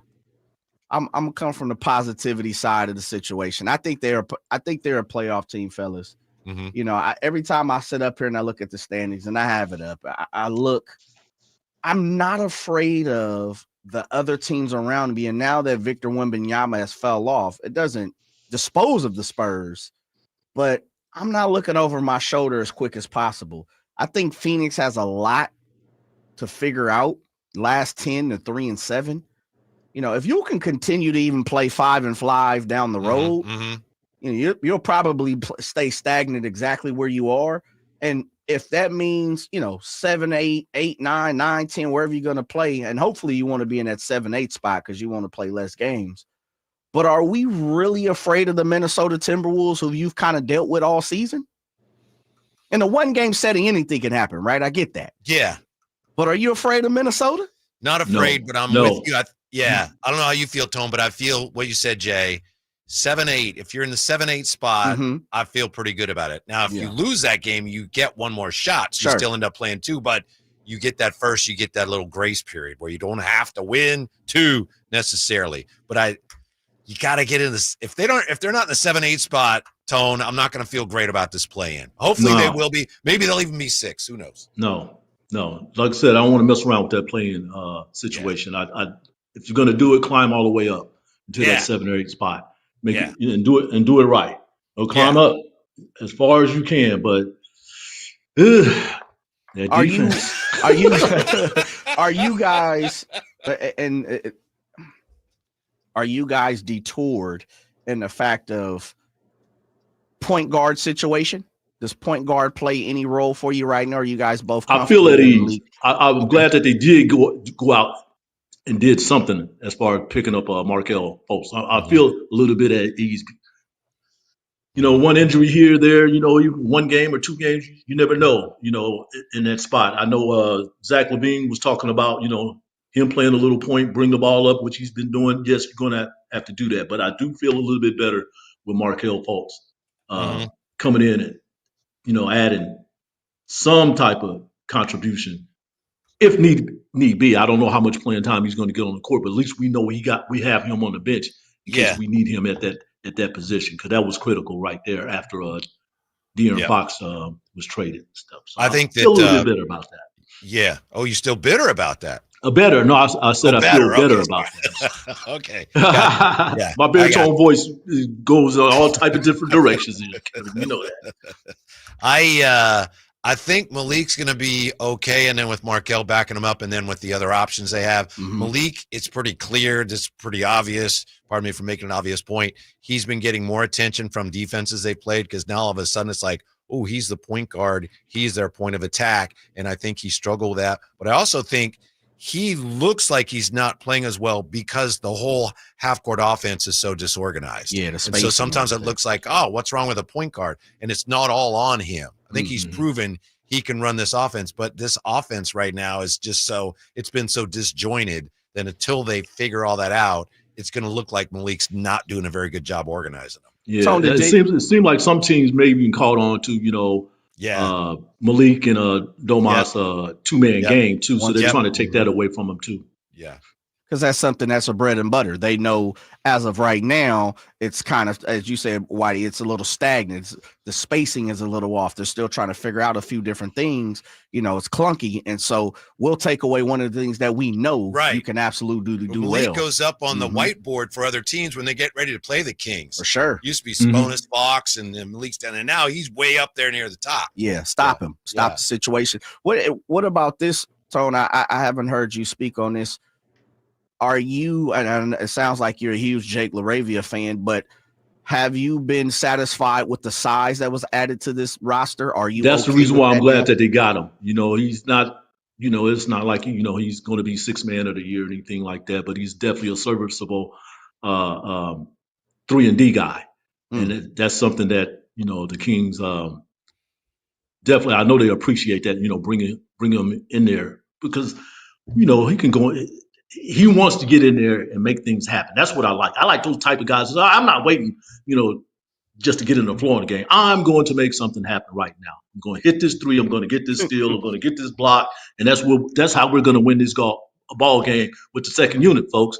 That's the type of energy that I like coming off the bench from that position. It seems like his free throw shooting is kind of a little shaky there. But I think that would, mend in time, since, these guys don't have to worry about, being traded or anything like that. They feel comfortable, about the team that they're playing with and, knowing that they're going to get on the court for about 12 to 15 minutes a game and stuff. But I really dig what he does because it really complements what Keon is doing too. Keon is on the floor a little bit more than he is, but it really does complement what Keon doing in that second unit as well. So yeah, this 3-and-D guy, I think that was the right move. What is he, 6'8", 6'9", or whatever? He's got a little bit of a wingspan. He gets in there and he makes things happen. That was definitely a plus. And I like, what Jonas Valanciunas has shown us so far too, as far as that post position too. So yeah. Yep. Speaking of the three ball, how many threes should the Kings be shooting? We'll take a look at that. Tony Ray Harvey with us. Jerry Reynolds joining us top of the hour. So Drive Guys, Sacktown Sports. Sacramento weather is brought to you by Folsom Lake Kia. I'm meteorologist Heather Waldman in the KCRA3 Weather Center. Beautiful Friday with lighter winds, morning temperatures in the low 40s, afternoon highs in the mid 60s. It'll be even milder this weekend. Get the latest forecast on the KCRA News and the KCRA app. Just like in basketball, you need the right team to win. And that's why I recommend Folsom Lake Kia. They got low payments that change the game. And you can always buy with zero down with approved credit. Shop Folsom Lake Kia and tell them DC sent you.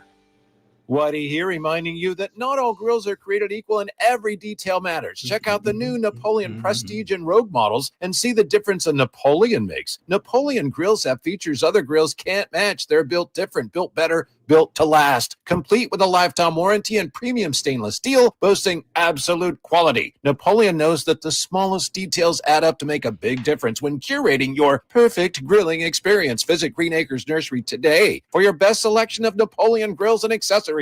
Hi, this is Greg Papa. Disasters hit every day. If your home, business, or building has suffered from any disaster, SunPoint Public Adjusters can help. SunPoint prepares, presents, and negotiates your claim with the insurance company, working only for you, making sure you get everything you're entitled to and letting your focus be on what's most important, your family or your business. Call SunPoint today at 888-247-7865 or contact us at sunpoint.us. SunPoint Public Adjusters, the gold standard in public adjusting. License number 2N14884. Cheer on the Sacramento Kings in the stretch run of the season. Now through February 21st, enjoy no fees on Kings tickets for all upcoming games, including matchups against the Warriors, Spurs, Cavaliers, and Celtics. That's right, no fees, just savings. Catch the Beam Team with new addition, two-time All-Star Zach LaVine, and experience the thrill of Kings basketball at Golden One Center. Seats are going fast. Don't wait to get your tickets with no fees. Visit kings.com/no fees to grab your tickets today. This is the story of the one who, as a maintenance specialist for a historic high-rise, knows that vintage charm historically needs constant attention. Which is why when it's time to upgrade turn-of-the-century mechanicals, they turn to Grainger. With easy access to 1 million+ products and the scale to deliver when and where you need them. The right tools and supplies are never far away. So the one can keep that vintage building running like new. Call, click Grainger.com, or just stop by. Grainger, for the ones who get it done.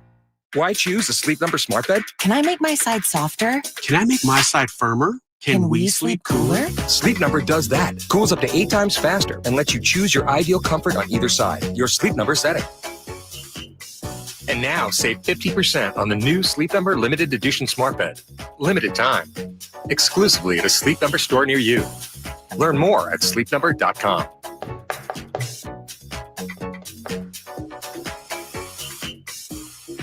Finally, an easy way to find home improvement contractors. Just visit subcontractorsunited.com and simplify your search for home services professionals. From cabinets to windows, roofing to plumbing, Subcontractors United is an easy, simple way to find and hire a home improvement contractor. And you never have to give up personal information. So no harassing phone calls like you get from those other websites.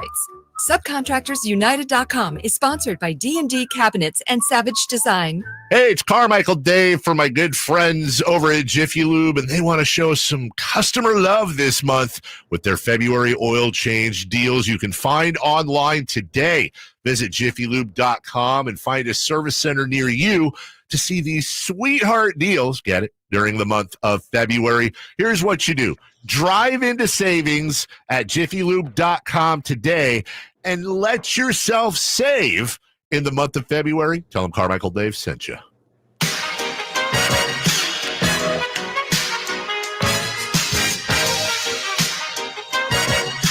Always defense, my friend.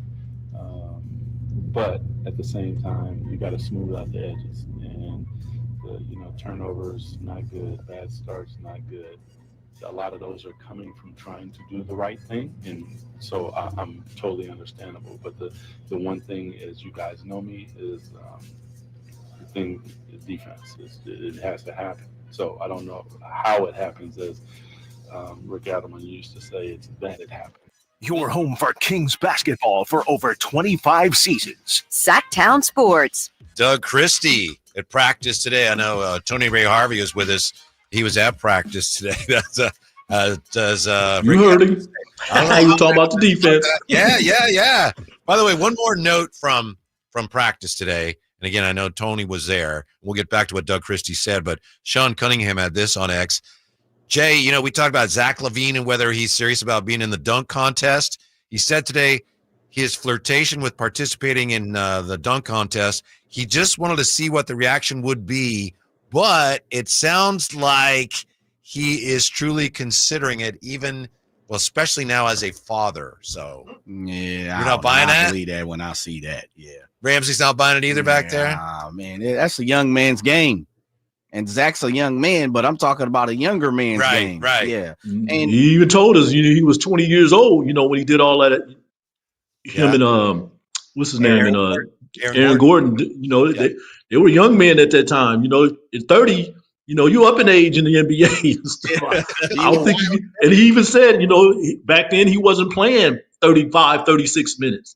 Back then he probably was only playing 20, 25 minutes or something like that. I think he was still with Minnesota. So do you want to go back through that? Maybe you do want to show your kids, some things about your old self, but I don't know, man. I think it's a passing by. We have YouTube and we have social network and we have film for now. Tone, look at Pops go through the legs from the free throw line. That's out the window. I don't believe it. I know, Tony, you didn't have the opportunity to get down to the All-Star game this weekend, All-Star festivities. But has there been anything that's resonated with you over the last 2 or 3 days now that you've had the opportunity to kind of sit back and soak it in for the All-Star? Unfortunately, no, I didn't. I wasn't able to make it to the All-Star game. That was my intention. I did make it down there Friday for the Rising Star game. I liked it. I enjoyed it, to tell you the truth. I like that format for them. The 4 teams and one G League team, and they play and they get to this championship round and things like. I enjoyed that too. As far as the regular All-Star game, I don't know. I mean, it's good, if they can add a couple more pieces there, players, because I really want to see Domas in the All-Star game. That was really my only intentions of going, but I had already got approved credential, so I went anyway. I've been to like 4 or 5 All-Star events. I haven't been to one in probably like 15 years though. So I've been through these things here. I know they're trying to find creative ways to keep people interested in it. The games can be kind of lackadaisical, at least on that defensive end, lack thereof as far as defense. But for me, it could swing either way, for this format that they have going. But I expect to see a couple more changes. Now, only thing I would say is just add a couple more players, to the squad. Oh, absolutely. Amen. Yeah. I want to ask you guys about this. We're talking about defense, but I want to ask you about the defense by way of the 3-point shot. This is Kristaps Porzingis talking about Boston, and they shoot 53s a game. He says And I want to ask you if you think this also applies to the Kings.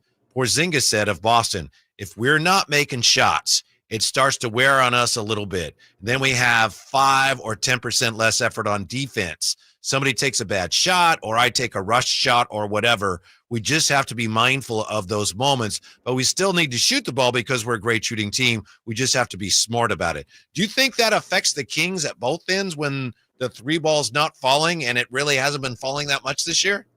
It could be. It sounds like it. I mean, that's a good point that Kristaps made there. And the Kings seem like they fall right into that category at times too. Let's see. The last game they put up 47 shots. In the overtime game, they only made 17 of them, I believe. But the other team put up 50. The Pelicans put up 50 and they made 21. So it certainly wasn't affecting them. Of course, they won the game though. But yeah, I think there's a little truth to that though, Kevin. Because at times, when those threes are not falling, it seems like it does affect them on the other end. Yeah, in transition and things too, like that too. So it's something they got to get a handle on too. But yeah, that's a good analysis coming from him. Yeah, I think the main thing is, and Doug mentioned it there, it's like the turnovers and the defense, and that's where it all starts. There's lots of things the Kings need to do better, but they are 8th in offensive rating. But the turnovers, which they've done a good job limiting the turnovers for most of the year. Just lately, they've started throwing the ball all over the place. Yeah. But at the risk of sounding like, we're on repeat, defense. I know Malik did bring that up too about turning the ball over because, you're giving up possessions. Yeah. Dang. And it puts more pressure on your defense. And it puts more pressure on your defense. Yes, sir. So what's the, for you, what's the disappointment, the disappointing end to this season? Or maybe I ask it the opposite way. No, you're right. That's what I said. Let me spin it the other way. I don't want to fall down the Gleason rabbit hole. What's a successful ending to this season for you? Making the playoffs. Okay. Making the playoffs. If they hit that point after all of them been through, okay. Let me put it like this. I'm about to close in on 24 years. So I've been covering this team for 23 years. This season is, and there has been roller coaster rides that we talk of frequently, but this one right here has been a wild ride. I haven't experienced anything like that, in my career covering the Sacramento Kings. If they make the playoffs through all this drama, through all this trauma, I would have to say it's a successful season. They got through it. And I know it's hard because I do understand that, the front office have been trying to do some things all season, trying to make, some other personnel moves, mainly to please De'Aaron Fox when he was still here. I know they have been doing that, and they probably still are. But if they can get through this 27 game and improve on what they're doing and make the playoffs. I'm not messing around with this playing thing. And make the playoffs. Yes, this is a successful season. And there's no doubt about it. You better take the interim tag off the interim leader right now, who is Doug Christie, and give him the head coaching job. Would you do that now, Tone? Or would you wait? I would wait till after the season. I don't really see any reason. I mean, they done been through too much right now. I mean, just to throw that in the fold, it's just not a good timing though. At this point, I would say he done landed the job. But let's get through this next 27 games and then sit down and clear the air and decide which direction they want to go with Doug after the season. Yep. All right. Tone, we appreciate your time. We'll see you tomorrow night. Thanks for hanging out with us for a bit. Yeah, make sure you follow him on Twitter, Tony Ray Harvey. I might have my Anaheim Amigos sweater on. Yeah. There you go. From the ABA. Yes, sir. Thank you, gentlemen. Y'all have a great evening. Peace. You too. Tony Ray Harvey. When we come back, Jerry Reynolds will join us. What does Jerry think where the Kings are, where they're headed, how they get this thing back on track in the second half? We'll find out next on Sactown Sports. O'Reilly. Check engine light on? Take the guesswork out of your check engine light with O'Reilly Veriscan. It's free and provides a report with solutions based on over 650 million vehicle scans verified by ASE certified master technicians. And if you need help, we can recommend a shop for you. Ask for O'Reilly Veriscan today. O'Reilly Auto Parts. I got to tell you, our garage door is great. Our new garage door. It's awesome. Wouldn't trade our new garage door from National Garage Door for any other door, deadline or not. The main thing is the service you get from National Garage Door. Service is their number one priority, and that's why they've been around, locally owned and operated since 1974. Installation, removal of our old door. Frankly, I'm embarrassed to think back of the door we had, but it was done very quickly and efficiently, which is the opposite of how the old door was working. It was not efficient. It was not quiet. Our new garage door from National Garage Door, it's a quality Rainer brand garage door. It's great. It looks great. Whisper quiet. Huge upgrade from our old door. And now maybe you don't need a new garage door. National Garage Door is the place to call, 916-638-4554, whether you need a door replacement or a repair. They're the region's BSE broken spring experts. Why would you call anybody else? You're not sure this thing isn't working right. I can't figure it out. National Garage Door can help you out. National Garage Door, ready to solve your garage door problem, whatever it is. A new garage door is great. It's a great, easy way to upgrade your home roster, whatever your garage door needs. Replacement, repair, emergency service.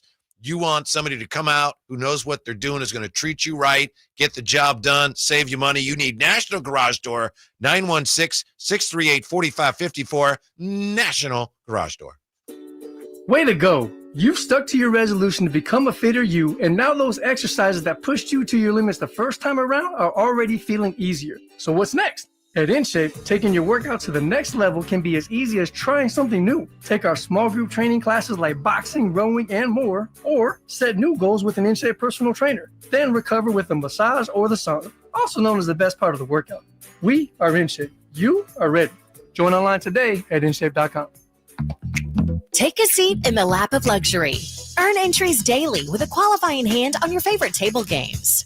Then join us every Thursday for a chance at luxury watches, bags, and more. It all leads to our grand finale drawing on February 28th, with your chance to drive off in a brand new Porsche Macan. Visit skyriver.com for details. Gambling problem? Call 1-800-GAMBLER. Must be 21 or older. The huge President's Day sale is on at Maida Chevy, Sacramento Silverado headquarters. Save $10,250 off MSRP after rebates on new half-ton Silverado LT after rebates with over 50 in stock. And Maida Chevy has one of the largest selections in the Sacramento area. $10,250 off new 2025 Silverado at Maida Chevy. Now that's big, huge. See them all at MaidaChevy.com. Together, let's drive. I'm George Washington, and I approved this message. Not available with special financing, leasing, some other offers. 5 of the Silver, Mustang 2011 or newer Chevrolet. Right now, get up to a $15 gift card after rebate when you purchase select Superstart batteries exclusively at O'Reilly Auto Parts. O'Reilly Auto Parts. We could all use more time. Amazon Business offers smart business buying solutions so you can spend more time growing your business and less time doing the admin. I can see why they call it smart. Learn more at AmazonBusiness.com. I'm Kareem Abdul-Jabbar. I learned about atrial fibrillation the hard way. My symptoms would come and go. Shortness of breath, fatigue. I kept going. Then I got so lightheaded, I couldn't. My doctor said I have AFib, so I'm about 5 times more likely to have a stroke. Other symptoms, irregular heartbeat, heart racing, chest pain can come and go, but the risk of stroke stays. If you have symptoms, tell a doctor. Visit notimetowait.com. Sponsored by Bristol-Myers Squibb and Pfizer. At Stockton Honda, we know how to honor a great deal. Like right now, during our President's Day sales event, you can find star-spangled savings on some of our best models. Why not stop in today and see for yourself?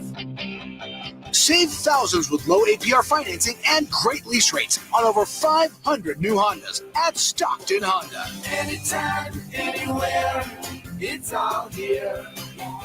StocktonHonda.com. KHD1 Sacramento, KYMX HD3 Sacramento. From the Power Business Technology Toshiba Studios. Sacktown Sports, 1140.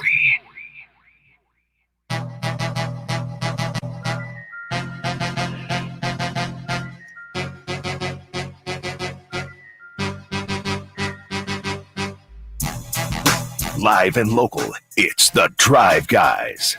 Watch the show on youtube.com/Sacktown Sports 1140. Or listen on the Sacktown Sports app. Only 27 games left in the regular season for the Kings. They resume play tomorrow night, of course, against the Warriors at Golden One Center. So how do they make it back into the postseason from here? With more on that, it's always a treat for us once a week to check in with all-time Kings legend, the one and only Jerry Reynolds. How are you today, Jer? Yeah, doing good. Enjoyed listening to your segment there with Tony. Obviously a very knowledgeable basketball man and a lot of good information. Yeah. So I don't know if I can add anything, but, that won't stop me. He seems to be a little bit of a pessimist when it comes to the Kings defense. Jer, what do you think of that? Well, if he's a pessimist, then you'd have to rank me about a notch lower. Because, defense, that's where it is. I mean, they can score the ball, and most nights are going to score enough to win, but lately most nights they give up too many points to win. Mm-hmm, mm-hmm.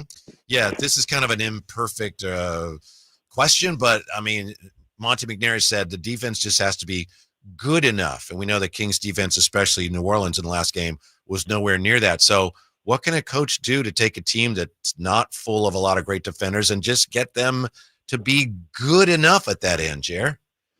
Yeah, that's a great question, especially with the new additions. I think given time, I think defensively they've got guys that should help them get better defensively. Marquel Fultz, I think, was a pretty solid defender last time I remember watching him. I mean, offense wasn't his strength, but a solid playmaker and defender, could stay in front of people. And, of course, Valanciunas gives you size and toughness at the basket. And Laravia, is a guy that can guard a couple of positions and tough kid.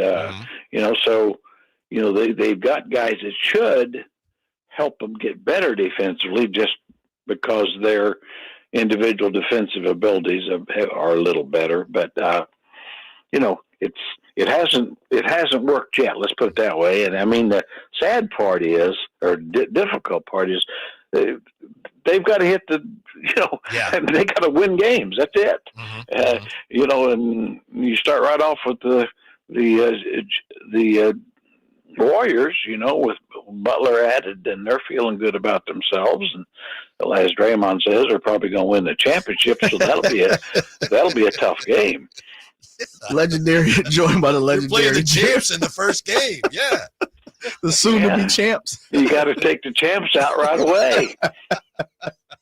Legend, and this is something that you talk about defense. We talk about defense. Antonio Ray Harvey talks about defense. This team is just not good defensively. What does a person like yourself come from the cloth that should cut from the ilk? What do you do to try to mask a bad defensive team, even though they are great on offensive? Yeah, well, that is. I mean, you've really got to find something that you're pretty good at. I mean, it may be with your schemes.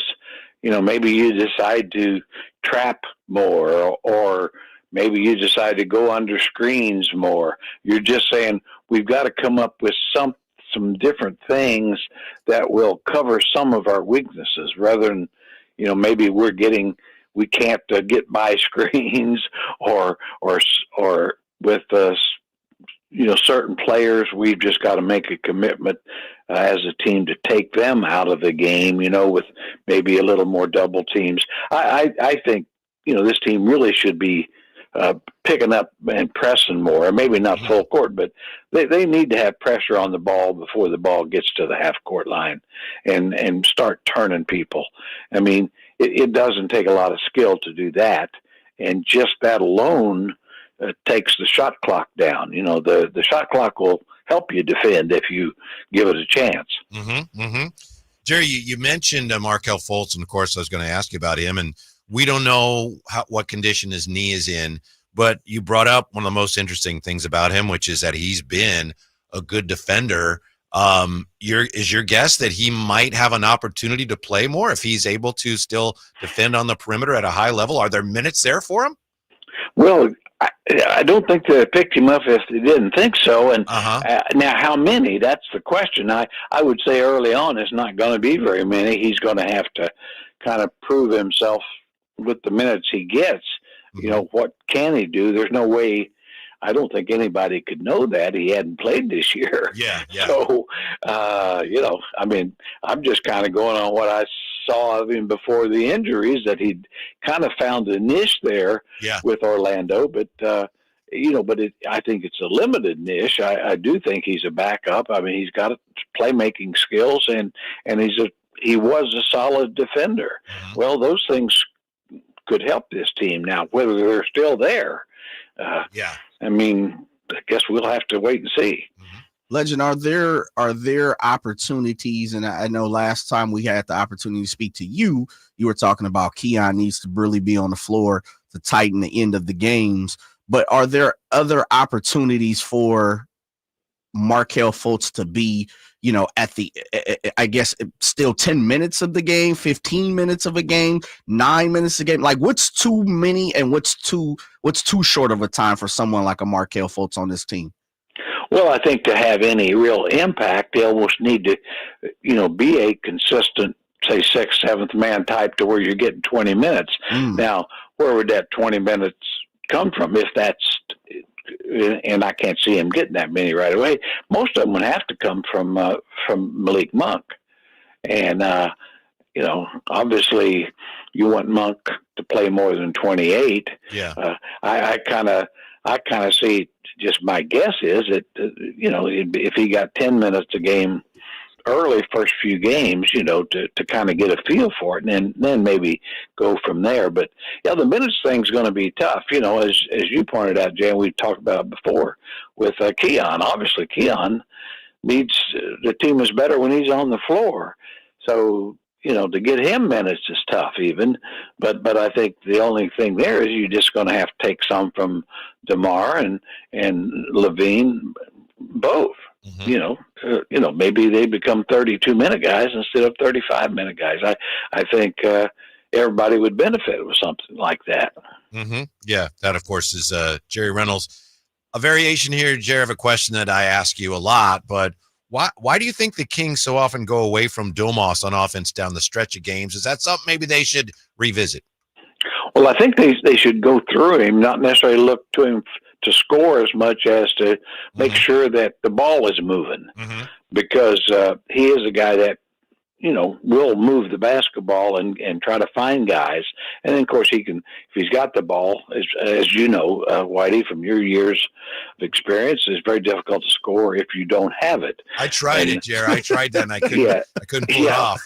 And but I just think, the more you can go to him, and even if you get, you know, run some plays or things,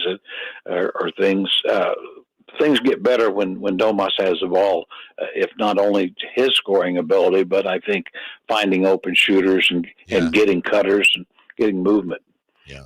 Joined by the legendary Jerry Reynolds. Legend, I understand, and I'm not trying to put the feet to the fire. Please, if you don't want to partake in this answer, please let me know. But we were kind of fall for it, Jerry. This sounds like a trap. I got the beer trap out, right? After me, Whitey, coming after me. Me and Whitey were talking a little earlier, and Whitey was passionate about the fact that this organization probably should have acknowledged a lot of the change that happened here, you know, with the head coach and, of course, trading De'Aaron Fox, and really not, I don't want to say hiding, but they didn't really grab the bull by the horns and take the narrative and tell fans here in Sacramento, this is what we're doing. Did you feel that way? And someone who's pretty much been in every position that you possibly could in an organization, did you see that they handled that right? Or is it just something that you understood because you've been in that position? What was your take on that? Well, I didn't probably think as much of it. I mean, certainly I thought they probably, you know, could have handled the coach firing, the trade things a little better, just be a little more transparent about this was a deal, you know, that we thought would help us and thought was the best deal we could make, things like that. And where do we think we're going? I think the more, especially at a time like that, always helps. But having said that, I've been, you know, like you say, I've been through it. I my first interim stint, I didn't realize they'd already actually hired Bill Russell. They didn't tell me. so I'm probably not the one to so it wasn't exactly transparency back then, I'll tell you that. So if I'm reading through the weeds, this is a business. This is to be expected sometime. Oh yeah, exactly. And I mean, it's like even with Doug, who I think has just done a marvelous job. But yet that's yet to be determined. They're gonna, hopefully he would be able to keep the job, and I think he's done a good. But you never know. And I wouldn't say this ownership group has done the thing, but maybe they've made their mind up on somebody. I don't know. But it's as you pointed out, Jay, it is a business. Yeah. What do you make of the importance of Keegan the rest of the way? It looks like he's kind of settled into kind of a secondary role now behind Levine and Domas and DeMar, and he's still not shooting the ball really well, defending well, rebounding well. But are we ever going to see him reach the ceiling that we know he's still capable of, Jer? I think so, but I mean, a lot of the situation he's in now, I don't know that he could do it any different. Yeah. There's just not shots for him. You got a lot of guys that are creative scorers. With Monk and Levine and DeMar on there. They're creative scorers. That's what they're going to do. And where Keegan really is more of a fit-in guy. I mean, I listened to Tony. I would kind of agree to me, he's a guy that can be a 17-point scorer, 9 rebound guy. Maybe not an all-star, but he's got capable being a near all-star level player. And I think that's what he'll be because of, and he's a terrific defender and terrific teammate.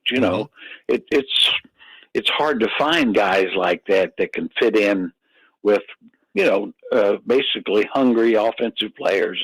And he can play 5 minutes without, and play hard without getting a shot. What'd you think, Coach, of my comp for him? Like he could still be like a Sean Elliott type. What do you think of that comp? I thought it was pretty accurate. I don't know that he's quite the complete player that Sean was, to be honest. Sean could play off the dribble pretty well. But yeah, I don't think it's a bad comp at all. So give you a little kudos. Wow. There, Whitey. Pat on the back. Yeah, I appreciate that. Legend, I had asked Mr. Gleason about Pistol Pete. Oh, yeah. Pete Maravich. And, I have the opportunity, of course, now with technology to see all the different films and highlights, and we have documentaries, and we hear other players, and we hear some of the guys that he got to face about his greatness. And I asked Whitey, did he have an opportunity to lay eyes on him? And he gave me his opinion on him, but he said, you know who to ask? That'd be the legendary Jerry Reynolds. So I'm going to ask you, is Pistol Pete as great as people claim to be? Or was he a great ball player, but he wasn't at the height of what people, make him out to be? Well, that's a great question. I'll say this, I was fortunate enough. I worked with him a little bit, back in those days with Cotton Fitzsimmons, was a good friend, the head coach of the Hawks. And I was a college coach at West Georgia, about 40 miles from Atlanta. So I'd help them with the summer leagues and camps and veterans, because they only had one assistant. And so, so anyway, so that was and so I got a chance to be around him, and really a good guy to be around. I mean, he was very humble. But the thing I would tell you, I always said he was probably 20 years ahead of his time. The flash and the entertainment type player wasn't appreciated then like they are now. But then to take it a step further, I always said the thing that always struck me about him that probably people didn't really appreciate was how fast he was. He was about 6'6", and I mean he could run like a deer, and he'd just create numbers from free throw line to free throw line, and not saying that people didn't notice, but that always struck me was, boy, he's way faster than people thought. And then, his he was a little bit like Jay Will in the sense that I always say with Jay Will, every practice you'd see something, you just say, what the hell was that? Good or bad. And Pete was like that. I mean, watch him in practice and you'd see stuff. Well, nobody can do that, but he could do it. I always remember one memory sticks with it. I think they were playing the Knicks or somebody in what Georgia Tech's arena at that time. And, he had about 14, 16 points in the half as a routine game. But anyway, he drove right to the corner. The horn was getting ready, with about a second to go, 2 seconds, and shot a big, full sweeping hook shot. And just and ran and just went on to the tunnel and just swish. I don't care who you are, that gets your attention. Jared, sometimes I get the sense, and I remember a little of this, he was so far ahead of his time and he was so different. It almost seemed like some guys didn't know, he wasn't selfish, but some guys didn't know how to play with him. Is that accurate? That was a real problem. The Hawks team, were a good team when he first joined them. And, and they were really what you'd call a real structured team.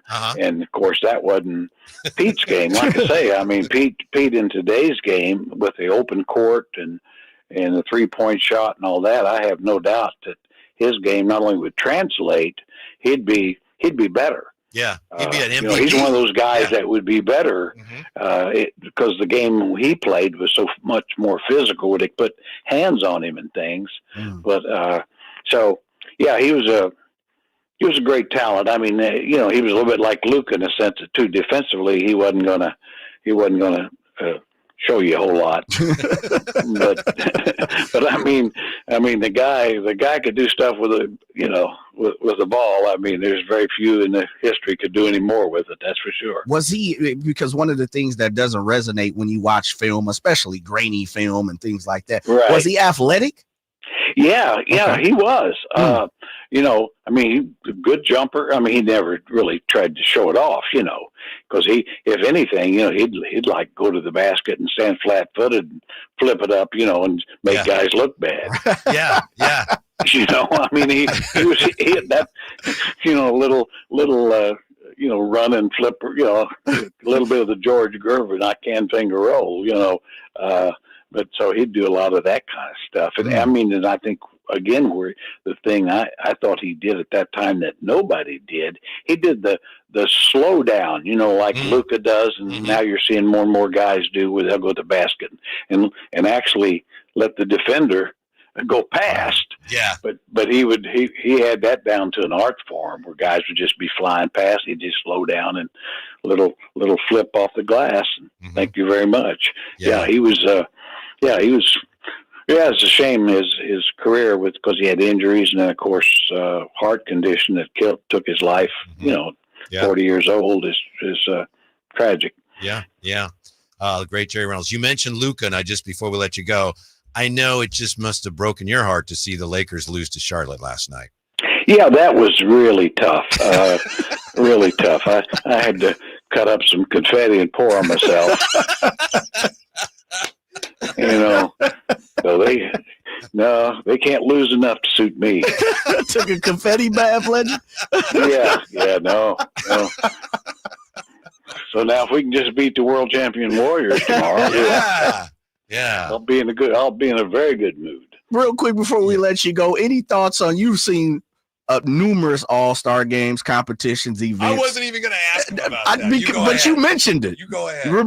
I believe on Tuesday you said you spoke to the legend, and part of what me and you both have been saying is you don't have to fix the All-Star game. It is what it is. Like, who cares? Yeah. Like, are you with that, Legend, or are you? I will say this, and I don't mean to interrupt, but I know Jerry for years has been saying USA versus the world is the way to go. See, that's right. Well, it's American-born NBA players versus foreign-born NBA players.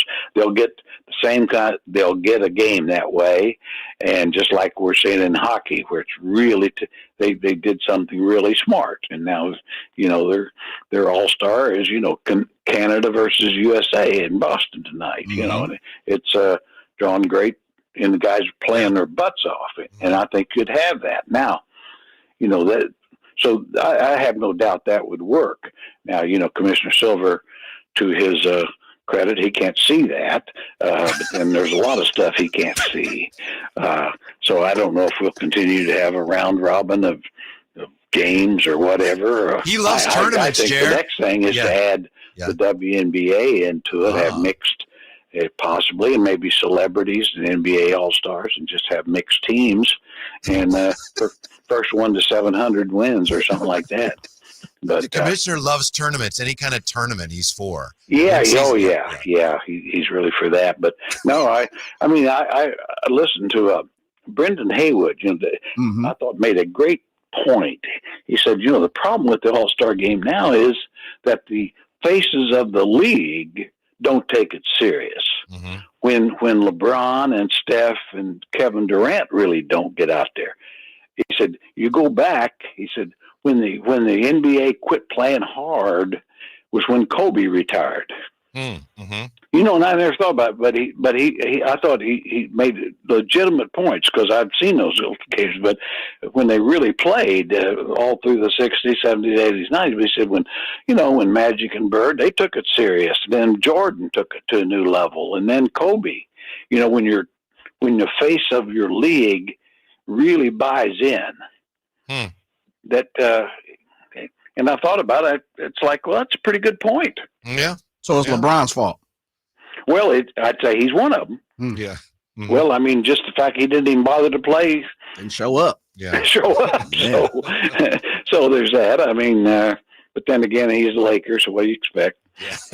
True. All right, Jer. Basketball back tonight, so enjoy the games, and we appreciate it. Have a great weekend. We'll talk to you soon. We will have a great weekend, and boy, let's hope these Kings get going and make a run at the playoffs. There you go. Yeah. All right. See you guys. All right. The one and only Jerry Reynolds. Did he answer give you an idea about Pete Maravich as few people can? Yeah, absolutely. And the one thing Jerry does a great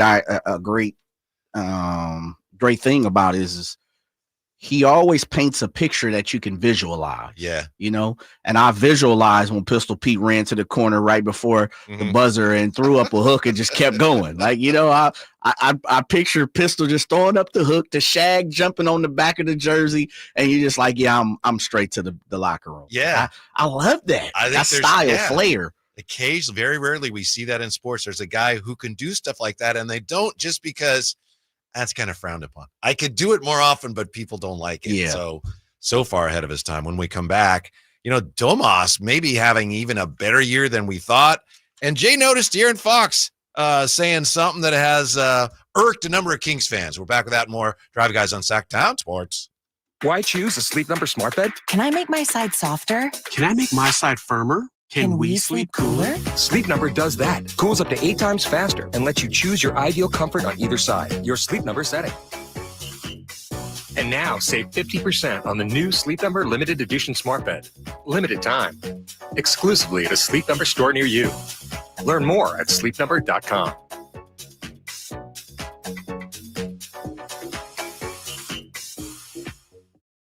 Oh, could this vintage store be any cuter? Right? And the best part, they accept Discover. Accept Discover?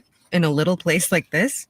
I don't think so, Jennifer. Oh, yeah, huh? Discover's accepted where I like to shop. Come on, baby, get with the times. Right. So we shouldn't get the parachute pants? These are making a comeback. I think. Discover is accepted at 99% of places that take credit cards nationwide. Based on the February 2024 Nielsen report. Why choose a Sleep Number smart bed? Can I make my side softer? Can I make my side firmer? Can we sleep cooler? Sleep Number does that. Cools up to 8 times faster and lets you choose your ideal comfort on either side. Your Sleep Number setting. And now save 50% on the new Sleep Number limited edition smart bed. Limited time. Exclusively at a Sleep Number store near you. Learn more at sleepnumber.com.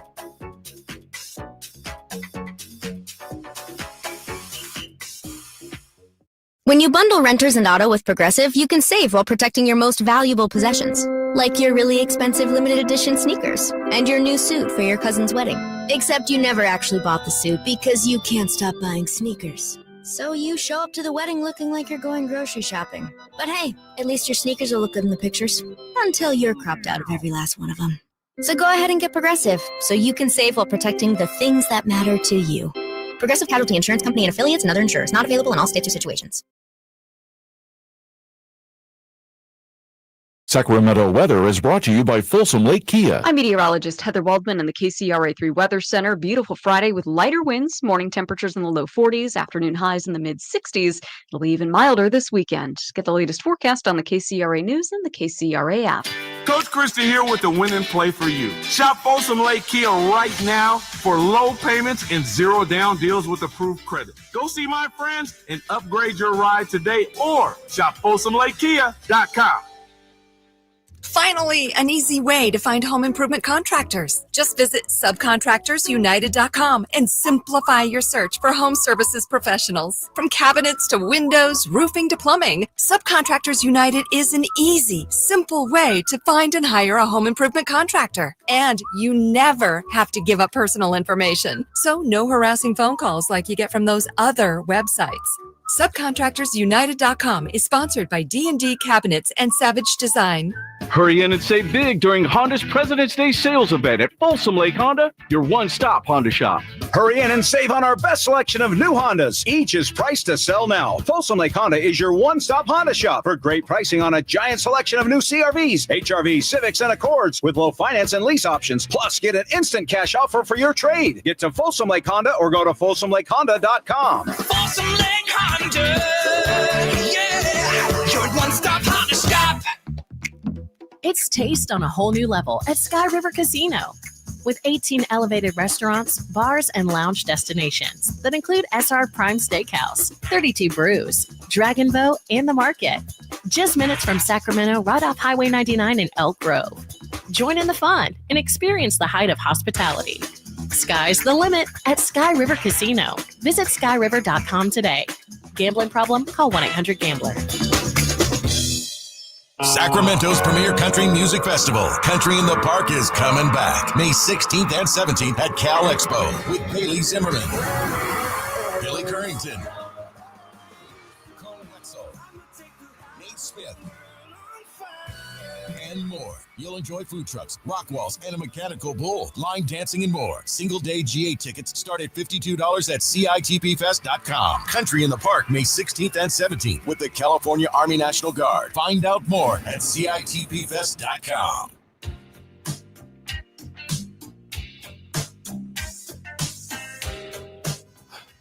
We can go through a whole list of things, but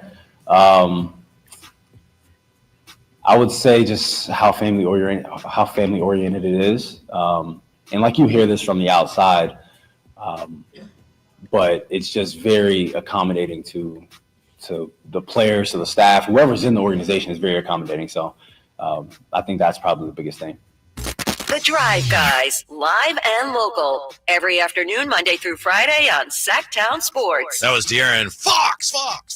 And that was when he was coming back from break, and they had a little media session in San Antonio. And the question was, and I think it's important to know exactly what the wording was, but essentially it was, what differences have you noticed with this organization? And so obviously De'Aaron can't help but compare it to the only organization he's ever played for. And he says, oh, we go through a whole list of things. Some fans thought that was a shot, Jay. And of course it was. He's always going to have an axe to grind with the organization. I do think he can have an axe to grind with the Kings organization, but still have appreciation for the fans. But I'm so tired of the whole thing. Yeah. I don't care anymore. Yeah, I'm with you. But, unfortunately, it's a shot at the organization. And fans are going to feel the shot. Right. No matter if they aren't a part of the organization or not. So that's the tough part about where, De'Aaron he's taking shots at the business side of it. Yeah. But there's a lot of personal emotion and feelings that's tied to, who he is and what he stood for here for Sacramento. So it's an interesting situation. It's always going to be there.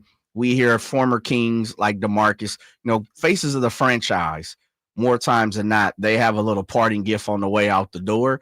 And De'Aaron continues to take the knife and just say, yeah, take it here, take it there, but as I'm with you, could care less at this point. I will say Focused this. on us. I wasn't here during this period. Well, I was here, but I wasn't working here. And I know you were right there involved in it. But from what I understand, the way De'Aaron handled the Halliburton thing right before that trade, to me now, from what I know of that's something where fans maybe could have criticized him, but I don't know that they did. Yeah. But now it's like, a lot of people are laying into him. But to me, I look back and I was like, that's when people should have been critical of him. When he wasn't playing. And, right. Yeah. There's some instances, and we all have our faults, we definitely have our faults. But yeah, there were a few instances where, the fans here in Sacramento could have really lit De'Aaron's ass up. No doubt about it. And being the great fans that they are, being Sacramento Kings fans and being the greatest that we are, they didn't. They chose to swallow their pride or whatever. He's our guy. Face of the franchise. There it was. Family, and he talked about it right there. Family orientated, right? So are the Sacramento Kings fans. And again, let me separate it. I don't think De'Aaron's taking a shot at the fans. Right. It's the organization, but, fans are going to defend their organization. Yeah. Yeah. If he says, the atmosphere there overrated, that's one thing. But That's different. Yeah. Yeah. I'm with you. And then we'll see what happens March 7th, because as you probably know by now, Wemby done for the season. And the more you look at it, there's lots of reasons for optimism that he'll be good to go next year, and then will be cleared going forward. We just have to wait and see. But with no Wemby, what are the Spurs going to do? Is De'Aaron, who we know has been playing through some pain in his fingers, is he going to continue to do that? Or is it going to be a good time for him to go, you know what? No reason for me to do this anymore, in which case he would miss the March 7th game. We'll just have to wait and find out there. And I'm not – I want him to play. I want him to play in that game, but the more I think about it, I'll be surprised if he does. Here's a surprise. Now, we all know that Domas is having a great year. I found some numbers here, Jay, and bear with me because this is kind of analytic stuff, but it's pretty simple and concise and easy to understand. I don't pretend to be an analytics specialist or anything, but these numbers are easy even for me to understand. So you look at a number of these so-called advanced numbers. How good is Domantas Sabonis this year? You can take his numbers in a vacuum, but let's compare him to some other players. So this is from Basketball Reference. This is box plus minus. So it's not as simple as just the raw plus minus. It's a little more involved. But number one in the NBA this year in box score plus minus adjusted, it's Jokic. Jokic is number one. No surprise. 2, Shai Gilgeous-Alexander, right? 3rd is Giannis. 4 is Wemby. 5 is Anthony Davis. 6, LeBron. 7, Tatum. Domantas Sabonis is 8th in the entire league in this box plus minus. Yeah. 8th in the entire league. Yeah. Couple more for you. VORP, which is value over replacement. What is that? Value over replacement player. And it's a thing where they take all the stats and they say, okay, a replacement player is just any average player. How much better than an average player is this guy? So in terms of value over replacement player, 1 is Jokic, 2 is SGA, 3 is Giannis, 4 is Tatum, and 5 is Domantas Sabonis. Okay. So that's like Jokic, SGA, Giannis, Tatum, Sabonis. That's incredible. Finally, one more here. Win shares, which is an estimated number of wins contributed by a player. How do they do that? I don't know, and it doesn't matter. Is it right? I don't know, but win shares. 1, 7.2. This guy's worth 7.2 wins this year for his team. Jokic. 2 is SGA. 3rd is Domas. 3rd in the whole league. David Robinson, I best in the world. Sabas, he knows me. Behind Jokic and SGA. Domas is having an even better year than I think a lot of us, and I'm talking about myself here, even realize. Yeah, it's he's incredible. He's a beast, man. Yeah. The league is doing disrespectful things to Domantas Sabonis for not inviting him out to All-Star Weekend, not recognizing, how his greatness. And he's just a lovable star. He's one of those guys that you could put anywhere, probably any team throughout the NBA. He would glide. He would fit in. Everyone would love him. You could probably put him on any international team. People would love him. I don't know why Domas is not in the forefront of what's going on with the NBA, especially we hear it all the time. I just saw it. NBA Africa had a booth set up in NBA Crossover and All-Stars. I saw NBA Europe set up over, a couple of booths. Domas is a shiny, sparkle that this league can continue to push. Yes. Continue to push like a sparkling object. And I have no reason, have no clue why they're not pushing Domas. You won't find anybody in the league who plays harder than he is. Yeah. I'm not saying he plays harder than anybody else, but you won't find anybody who plays harder than he does. Black eye, scratches, punches. Yeah. It's like this dude's everything happens to him. And he's not like a guy that, well, he's, like Brian Cardinal. He's okay, but he sure plays hard. He plays hard and his numbers are great. Yeah. His numbers, like the one that I just broke down for you there. The VORP? The VORP. Yeah. And that's a good VORP, Jay. My guy, Domas is 5th in VORP. In VORP, baby. That's why Stretchy B loves Domas. Well, give me what VORP stands for one more time. Value over replacement player. Okay. A replacement player is just like, who do we get? Just get some guy. Okay. That's a replacement. Value over replacement player. Yeah, so how much better are you than just like whoever? And Domas is 5th in the league behind Jokic, SGA, Giannis, and Tatum, That's and then amazing. Domas. The VORP. Yeah. That's my new, that's the new statistic I'm paying attention to for the rest of the year. VORP. Yeah. Well, we'll talk about that a lot because that's a real baseball term too. And really? Yes. VORP is a big baseball stat. Wow, I haven't seen that. Yeah. I mean, not wins of a replacement, VORP, like, I don't know. That's a little different. You're thinking win shares. That's different than VORP. And what does it mean? Who knows? But that's really high. Those are really impressive. Got me stumbling numbers. over here. What's VORP? I don't know, man, but the VORP is high, baby. The VORP is super high. Yeah, super high. So tomorrow, Drapes now will be with you from the Golden One Center. There's basketball tomorrow. There's Kings basketball tomorrow, Jay. It is. But I got to see high school basketball. Went out to one of the games last night. I'm intertwined. Shouts out to the CIF, SJS. Who'd you see? I got to see Christian Brothers, #1 seed in D3.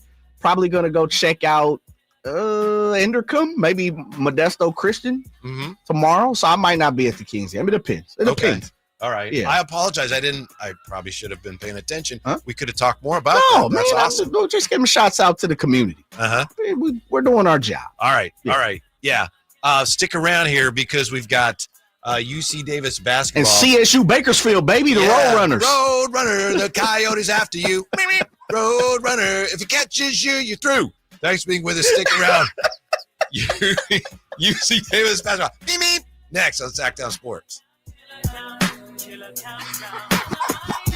Sacramento weather is brought to you by Folsom Lake Kia. I'm meteorologist Heather Waldman in the KCRA3 Weather Center. Beautiful Friday with lighter winds, morning temperatures in the low 40s, afternoon highs in the mid 60s. It'll be even milder